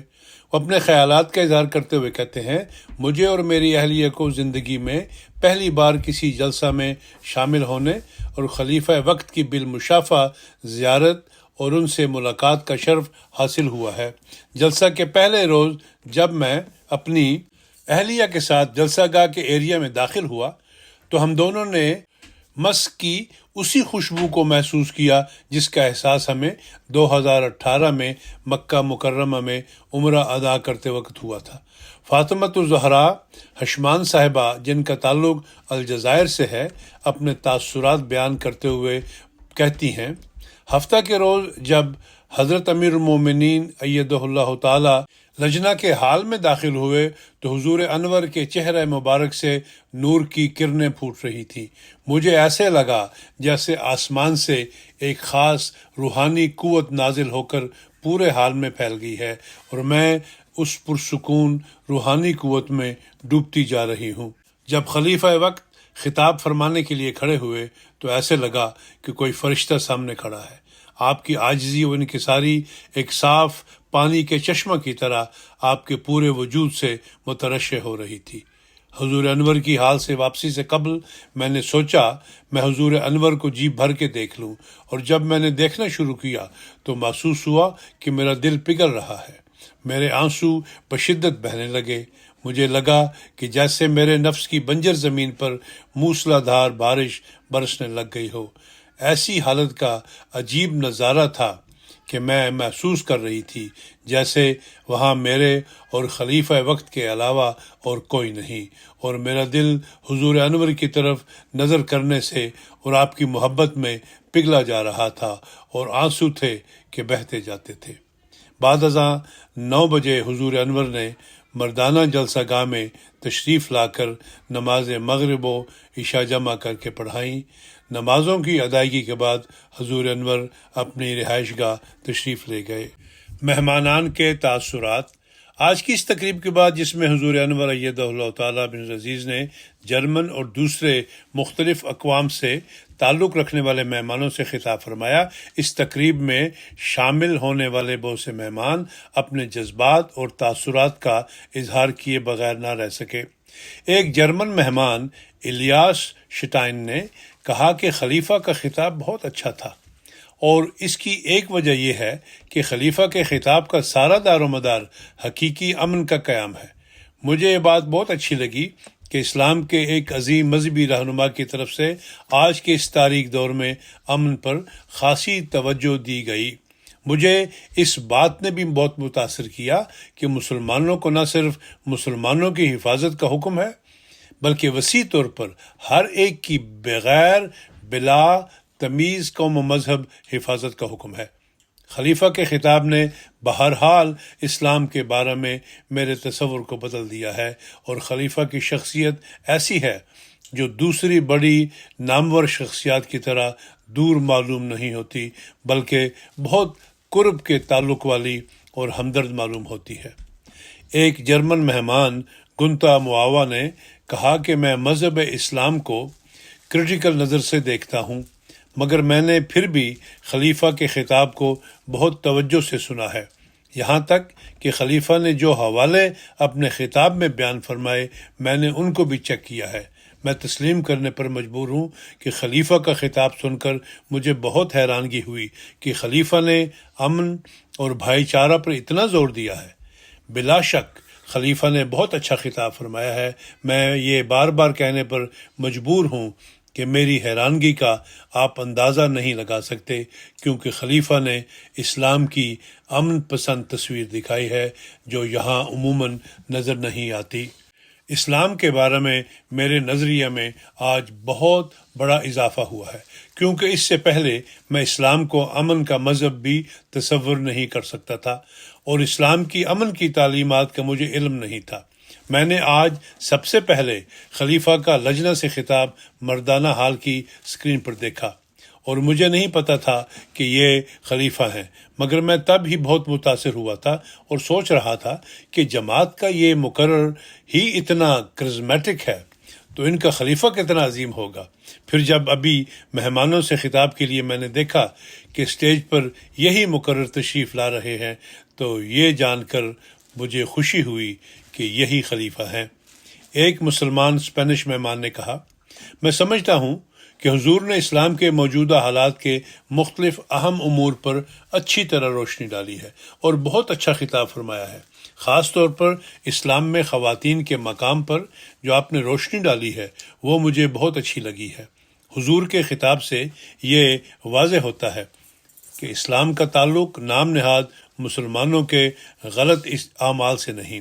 حضور کے بارے میں اپنے جذبات بیان نہیں کر سکتا، کیونکہ میں نے حضور کو آج پہلی بار دیکھا ہے اور اتنی قریب سے دیکھا ہے، اور پھر آپ کی ابتدا میں نماز بھی پہلی دفعہ ادا کی ہے، مگر ایسا محسوس ہوتا ہے کہ آپ ایک پرامن انسان ہیں جو ہمیں واقعتاً امن کی طرف لے جا سکتے ہیں۔ آپ کی شخصیت نہایت مضبوط ہے، جس سے میں بہت متاثر ہوا ہوں۔ آپ کی صحبت میں مجھے امن اور حفاظت محسوس ہوتی ہے۔ میں اسلام کے بارے میں کافی کنفیوز رہتا تھا، مگر پھر میں نے حضور کے خطابات سننے شروع کیے تو وہ سب کنفیوژن دور ہو گئی ہے، اور اب میں کبھی بھی آپ کے خطابات سننا نہیں چھوڑوں گا، کیونکہ آج مسلمانوں کو درپیش تمام مسائل کا حل حضور کے ارشادات میں ہے۔ ایک جرمن مہمان ولفغیڈ کیرنتکے، جو کہ ایک بزنس کنسلٹنٹ ہیں، نے کہا، مجھے یہ بات پسند آئی کہ خلیفہ نے لوگوں کو واضح طور پر بتایا ہے کہ ان کے اعمال کیسے ہونے چاہیے، نہ کہ صرف زبانی اعتقاد پر اکتفا ہو۔ میں اس مختصر وقت کے بعد یہ تو نہیں بتا سکتا کہ خلیفہ کا وجود کیسا ہے، لیکن بہرحال ایک پاک انسان معلوم ہوتے ہیں۔ ایک جارجین خاتون مہمان نے کہا، میں نے آج خلیفہ کے دونوں خطاب سنے اور دونوں خطاب بہت عمدہ تھے اور بہت گہری حکمتوں سے پر تھے۔ خلیفہ کے خطاب سے مجھے آج یہ بات سمجھ آئی ہے کہ حقیقی انٹیگریشن کا مطلب یہ ہے کہ انسان اپنے مذہب، قوم اور انسانیت کی خدمت کرے۔ مجھے لگتا ہے کہ خلیفہ بہت گہری سوچ رکھنے والے ہیں اور ہر ایک کو سچے دل سے خوش آمدید کہنے والی شخصیت ہیں۔ مجھے خلیفہ کی تلاوت بہت پسند آئی ہے، کیونکہ اس میں بہت نرمی اور سکون ہے، مگر ساتھ ہی آپ کی تلاوت میں ایک عجیب طاقت بھی ہے۔ میں نے ایسی تلاوت پہلے کبھی نہیں سنی۔ مجھے جلسہ سالانہ کا ماحول بہت پسند آیا ہے، کیونکہ یہاں ہر قسم کی قوم و نسل اور ہر مذہب کے لوگ بڑی محبت اور اتفاق کے ساتھ پرامن اکٹھے ہوئے ہیں، جو کہ مجھے اپنے ملک میں دیکھنے کو نہیں ملتا۔ خلیفہ کے لجنہ سے خطاب میں مجھے پہلی دفعہ اسلام کی عورتوں کے مقام کے بارے میں تعلیم میں اتنی وسعت کا پتہ چلا ہے کہ ایسی مسلمان عورتیں بھی گزری ہیں جنہوں نے جنگوں میں بھی بڑے اہم کردار ادا کیے۔ یہ میرے لیے بڑی حیران کن بات تھی۔ ایک جرمن مہمان کیون نے کہا، میں تو خلیفہ کے خطاب کو سن کر بس حیران رہ گیا ہوں۔ میرے پاس الفاظ نہیں کہ کیا کہوں، لیکن میں یہ جانتا ہوں کہ ہر ایک کو ان سب باتوں پر عمل کرنا چاہیے جو خلیفہ نے بیان فرمائی ہیں۔ خلیفہ نے مسکراہٹ کے بارے میں جو بات بیان کی وہ بہت ضروری ہے۔ اس کی کمی جرمنی میں بہت زیادہ ہے۔ میں سمجھتا ہوں کہ خلیفہ ایک بہت امپریسو شخصیت ہیں جن کو اتنا زیادہ تجربہ ہے کہ انسان اس کا تصور بھی نہیں کر سکتا۔ عورتوں کے مقام کے بارے میں آپ کے ارشادات سے مکمل طور پر متفق ہوں اور سمجھتا ہوں کہ جو بھی خلیفہ نے بیان کیا وہ سب سچ ہے۔ ایک اسپینش نو موبائے عیسیٰ کارابلی نے کہا کہ خلیفہ کا خطاب بہت اچھا اور ضروری تھا، کیونکہ کئی لوگ اسلام کو تشدد اور دوسرے مذاہب کو برا بھلا کہنے والا مذہب سمجھتے ہیں۔ میں آپ کے خطاب کو وقت کی مناسبت سے بہت موزوں اور ضروری سمجھتا ہوں۔ میری خواہش ہے کہ خلیفہ کے خطاب جیسے مزید تقاریر کی جائیں تاکہ لوگوں کو اسلام کی اصل تعلیم کا مزید پتہ چلے۔ خلیفہ کے خطاب میں سے سب سے اہم باتیں یہ تھیں کہ اسلام تشدد پسند نہیں ہے اور عورتوں کی عزت کو قائم کرتا ہے۔ خلیفہ کا طرز بیان مجھے بہت اچھا لگا، کیونکہ آپ نرمی اور سکون سے بولتے ہیں۔ بہرحال یہ بات بہت عیاں تھی کہ خلیفہ ایک حقیقی مسلمان ہے۔ ایک جرمن مہمان یولیان سلوار موزر نے کہا کہ خلیفہ مجھے بہت اوپن اور بہت ہمدرد لگے ہیں، اور محسوس ہوتا ہے کہ آپ نے جو بھی فرمایا وہ گہرے تجربہ کی بنیاد پر فرمایا ہے۔ خلیفہ نے یہ جو بات بیان فرمائی کہ انسان جس ملک میں رہے اس ملک کی خدمت کرے، اور اسلام ہمسایوں کی تعریف کو ساتھ والے 40 گھروں تک وسعت دیتا ہے کیونکہ یوں ہی حقیقی طور پر ہر ایک کا خیال رکھا جا سکتا ہے۔ عیسائیت نے بھی ہمسایوں کے حقوق کے بارے میں تعلیمات دی ہے، مگر یہ نہیں بتایا کہ ہمسائیگی میں کون کون شامل ہے۔ اس وجہ سے صرف ساتھ والے کو ہمسایہ شمار کیا جاتا ہے، جبکہ اسلام نے اس سے زیادہ بہتر تعلیم پیش کی ہے۔ ایک افریقن مسلمان مہمان عمار نے کہا، میں حیران ہوں کہ جماعت جلسہ سالانہ جیسا بڑا اور وسیع پروگرام صرف احباب جماعت کے چندوں سے کیسے منعقد کر سکتی ہے۔ میں خلیفہ کو دیکھ کر بھی حیران ہوا ہوں، کیونکہ آپ کا وجود پرسکون اور پرامن ہے اور آپ کی شخصیت گہرا اثر چھوڑنے والی ہے۔ ایک جرمن نوموبائے تم کرندمن نے کہا کہ میں نے ایک ہفتہ پہلے جماعت احمدیہ میں داخل ہونے کی سعادت پائی ہے۔ مجھے حضور انور کا خطاب بہت اچھا لگا ہے اور آپ کے خطاب سے بہت متاثر ہوا ہوں۔ میرے لیے یہ بات نئی تھی کہ اسلام نے عورتوں کو کتنے وسیع حقوق دیے ہیں اور عورتوں کا مقام اسلام میں کتنا اعلیٰ ہے۔ اس سے زیادہ حیران کن بات میرے لیے یہ تھی کہ عورتوں کے یہ حقوق اور مقام اسلام نے بہت عرصہ قبل ہی قائم کر دیے ہوئے تھے۔ حضور انور کا خطاب سن کر مجھے ایک مسلمان ہونے پر بہت فخر اور خوشی محسوس ہو رہی تھی۔ حضور انور کا وجود بہت متاثر کرنے والا قوی اور روحانی وجود ہے۔ حضور انور کی صحبت میں بیٹھنا میرے لیے موجب سکون اور دل کو نرم کرنے والا تجربہ تھا، اور عین یہی احساسات اور جذبات میرے دل میں تب بھی اجاگر ہوتے ہیں جب میں حضرت اقدس مسیح موعود علیہ السلام کی مبارک تصاویر کو دیکھتا ہوں۔ ایک جرمن مہمان مکس نے کہا کہ خلیفہ کا خطاب مجھے بہت اعلیٰ اور متاثر کن لگا، خاص طور پر امن اور عورتوں کے حقوق کی تعلیم مجھے بہت پسند آئی ہے۔ یہ تعلیمات دیگر لوگوں تک پہنچانا بہت ضروری ہے۔ ایک جرمن عیسائی مہمان کرسٹیان پیشکن، جو کہ ایک کیتھولک ٹی وی کی نمائندہ ہیں، انہوں نے کہا، خلیفہ کا خطاب بہت متاثر کن تھا اور آپ نے اپنے خطاب کا دائرہ سامعین کی وسعت کے مطابق تشکیل دیا۔ میں سمجھتا ہوں کہ جس طرح خلیفہ نے بنیادی اصول بیان کرنے کے ساتھ ساتھ یہ بھی واضح کر دیا ہے کہ یہ بنیادی اصول بھی خدا نے سکھائے ہیں، نہ کہ آج کی یونائٹڈ نیشن یا کسی اور کے قائم کردہ ہے۔ اسی طرز پر باقی مذہبی رہنماؤں کو اس وضاحت کے ساتھ اپنے خطاب دینے چاہیے۔ خلیفہ کا خطاب ایسا تھا کہ اسے محض سن لینا کافی نہیں، بلکہ اس پر بہت غور اور فکر کرنا چاہیے کہ آپ کی بیان فرمودہ باتوں سے مراد کیا ہے۔ خلیفہ یقیناً ایک عاجزی اختیار کرنے والے انسان ہیں۔ آپ میں ایک خاص کشش ہے جو محسوس کی جاتی ہے۔ میں نے اسلام کی حقیقی تعلیم کے بارے میں بہت تحقیق کی ہے اور اسلام کے بارے میں میرا تصور بہت اچھا ہے۔ خلیفہ نے اسلام میں عورتوں کے بارے میں جو تعلیمات بیان فرمائی ہیں وہ بہت دلچسپ ہیں، مگر میری خواہش ہے کہ لوگ یہ یاد رکھیں کہ یہ حقوق اور مقام کسی UN یا NGO نے نہیں قائم کیے، بلکہ خدا تعالیٰ نے مذہب کے ذریعے قائم فرمائے ہیں۔ ایک جرمن عیسائی مہمان اندریاس ہرمن، جن کا تعلق پروٹسٹنٹ چرچ سے ہے، انہوں نے کہا، خلیفہ وقت کا خطاب اور وجود دونوں بہت متاثر کن ہیں۔ خلیفہ ایک لیڈر ہونے کے باوجود مجھے عاجزی اختیار کرنے والے انسان معلوم ہوتے ہیں۔ میں نے نوٹ کیا ہے کہ خلیفہ جو بھی بات بیان فرماتے ہیں اس کا تعلق ہمیشہ قرآن کریم کی تعلیم سے ہوتا ہے۔ میں اس بات کو بہت ضروری اور اچھا سمجھتا ہوں کہ خلیفہ نے اپنے خطاب میں امن اور عورتوں کے حقوق پر بہت زور دیا ہے۔ خلیفہ ایک پرسکون انسان معلوم ہوتے ہیں۔ ایسا محسوس ہو رہا تھا کہ باوجود اتنی اہم شخصیت ہونے کے خلیفہ کو یہ پسند نہیں کہ ان کی خاطر تالیاں بجائی جائیں۔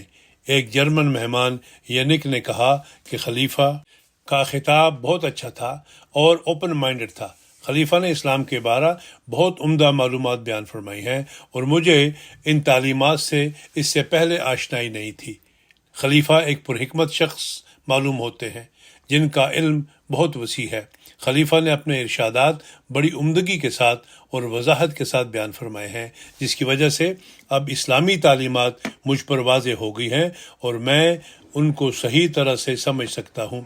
ایک مہمان علی بکر، جو کہ آسٹریلیا کی گرین مسلم پارٹی کے ترجمان ہیں، نے کہا کہ خلیفہ کا خطاب بہت دلچسپ اور متاثر کن تھا، کیونکہ آپ نے جو باتیں بیان فرمائی ہیں وہ نہ صرف مسلمانوں کے لیے بلکہ معاشرہ کے ہر طبقہ کے لوگوں کے لیے ضروری ہے۔ خلیفہ کا یہ فرمانا کہ امن صرف مسلمان ممالک میں ہی نہیں بلکہ پوری دنیا میں قائم کرنے کی کوشش کرنی چاہیے، میرے لیے بہت دلچسپ بات تھی۔ مجھے سب سے زیادہ یہ بات پسند آئی کہ خلیفہ کا طرز بیان بہت پرحکمت ہے۔ آپ آرام اور تحمل سے خطاب فرماتے ہیں جس سے لوگ متاثر بھی ہوتے ہیں اور یوں آپ کے ارشادات پر غور و فکر بھی کر پاتے ہیں۔ خلاصتاً یہ کہا جا سکتا ہے کہ خلیفہ ایک بہت اچھے مقرر ہیں۔ ایک جرمن خاتون مہمان کیغا نے کہا کہ حضور کا خطاب بہت متاثر کن تھا اور آپ نے بہت سارے مختلف اور ضروری امور پر خطاب فرمایا ہے۔ حضور کے خطاب میں سے جو چیز میرے لیے سب سے زیادہ دلچسپ تھی وہ عورتوں اور مردوں کے تعلقات کے بارے میں تعلیم تھی، جس سے اسلام محمدیت کے اعلیٰ اخلاق کا اندازہ لگایا جا سکتا ہے۔ مجھے بہت اچھا لگتا ہے کہ حضور اور جماعت امن کے قیام پر بہت زور دیتے ہیں۔ حضور ایک پرسکون شخصیت ہیں، مجھے نہیں معلوم کہ کیوں، مگر حضور کے الفاظ سیدھا دل کو چھوتے ہیں۔ مجھے یہ بات بہت اچھی لگی ہے کہ خلیفہ نے تحمل اور آرام سے اپنا خطاب فرمایا اور مصنوعی طور پر لوگوں کی توجہ کو اپنی طرف کھینچنے کی کوشش نہیں کی۔ ایک ہنگری کے مہمان جو کہ لیگل ایڈوائزر ہیں نے کہا کہ خلیفہ کا خطاب بہت اچھا تھا اور آپ کا پیغام کہ دنیا میں امن قائم کرنے کی کوشش کرنی چاہیے بہت اہم اور ضروری ہے۔ خلیفہ کی ہمدردی صرف جماعت احمدیہ تک محیط نہیں بلکہ تمام انسانیت کے لیے ہے۔ خلیفہ کی شخصیت الفاظ میں بیان نہیں کر سکتا مگر خلیفہ کا مجھ پر بہت گہرا اثر ہوا ہے۔ آج میرا اسلام کے بارے میں تصور مکمل طور پر بدل گیا ہے۔ آپ کے خلیفہ نہایت ہی ہمدرد اور پرامن لیڈر ہیں۔ بدقسمتی یہ ہے کہ ایسے لوگ دنیا میں کم ہیں جبکہ آج ان کی بہت ضرورت ہے۔ ایک جرمن خاتون مہمان ماغی نے مسلمان نہ ہونے کے باوجود دلی احترام کے اظہار کی خاطر دوپٹہ پہنا ہوا تھا۔ انہوں نے کہا کہ خلیفہ کا خطاب نہایت ہی متاثر کن تھا۔ میں عیسائی ہوں اور آج خلیفہ کے خطاب کے دوران مجھے دوبارہ محسوس ہوا ہے کہ ہمارا آپس میں فرق صرف معمولی ہے اور ہم مل جل کر پرامن طریقہ سے رہ سکتے ہیں، اور میں بہت متاثر ہوئی ہوں۔ دوران خطاب میرے دل پر اتنا اثر ہوا کہ میری آنکھیں نم ہو گئیں۔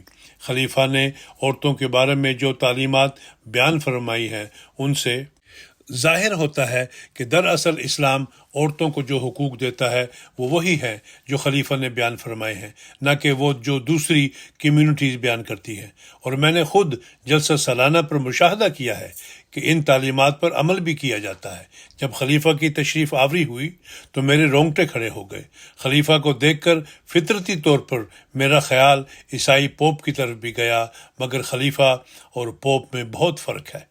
مثلا خلیفہ ہم سب سے قربت رکھنے والا وجود معلوم ہوتے ہیں جبکہ پوپ کو دیکھ کر ایسا محسوس نہیں ہوتا۔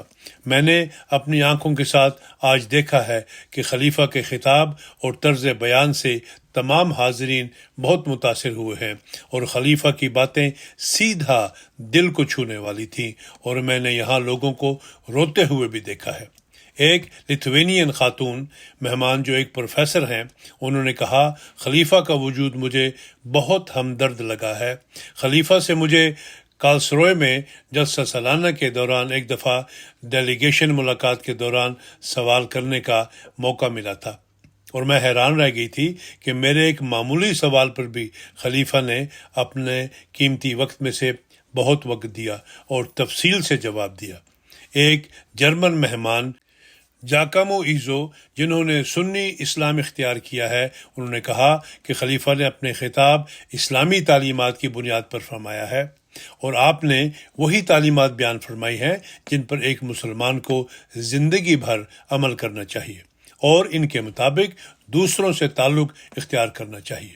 جماعت کا ماٹو محبت سب کے لیے، نفرت کسی سے نہیں میں بہت سے گہرے مطالب مخفی ہیں، اور دراصل یہ تمام انسانیت کے لیے ہے۔ خلیفہ کا خطاب مجھے اس لیے بھی بہت اچھا لگا کہ آپ نے قرآنی آیات کی بنیاد پر اپنے ارشادات فرمائے ہیں۔ ویسے تو ہم سب کو پتہ ہے کہ اچھائی کیا ہے اور برائی کیا ہے، مگر یہ جاننا بھی ضروری ہے کہ اچھائی اچھائی کیوں ہے اور برائی برائی کیوں ہے، اور اس پر خلیفہ نے بڑی وضاحت کے ساتھ روشنی ڈالی ہے۔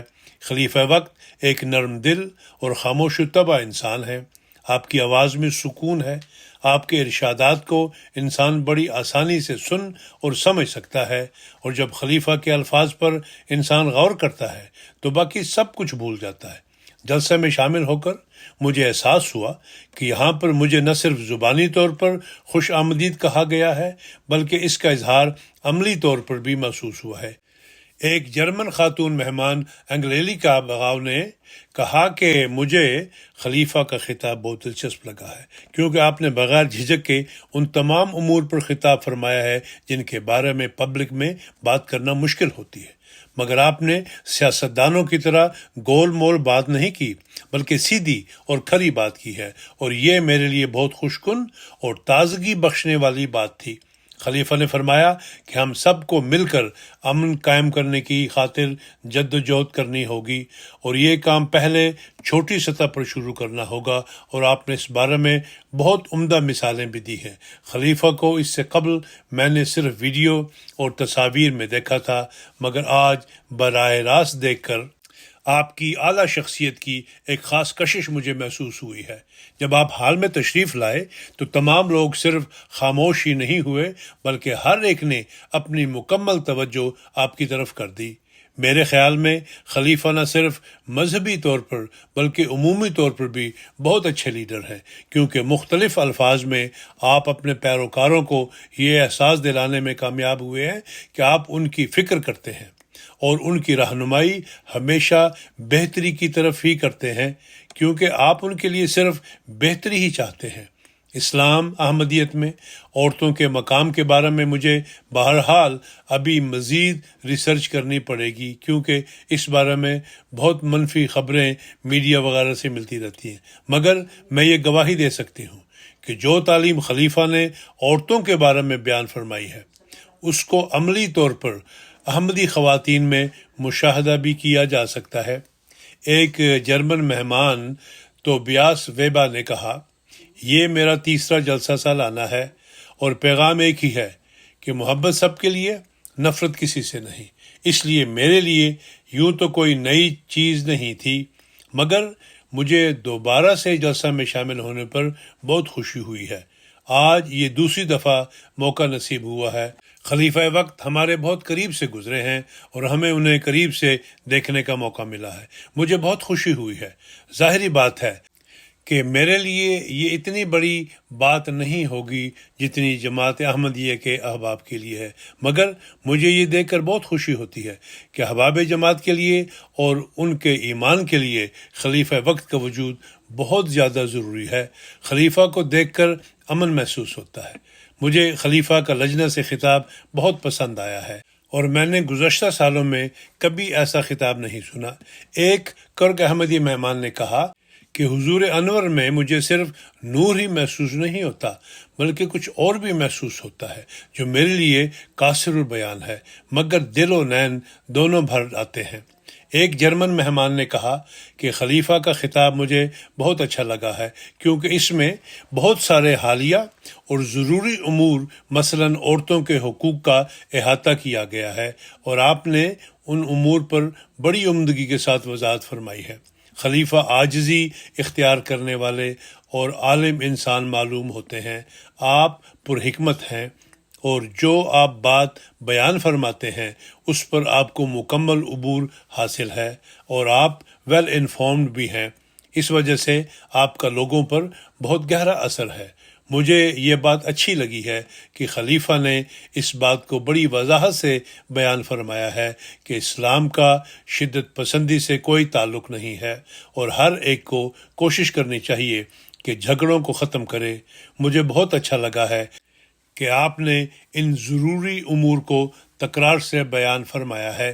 ایک ترک مہمان نے کہا کہ خلیفہ سے ایسی شعائیں محسوس ہوتی ہیں جنہیں میں بیان نہیں کر سکتا، مگر ان شعاؤں نے تمام حال کو بھر دیا تھا۔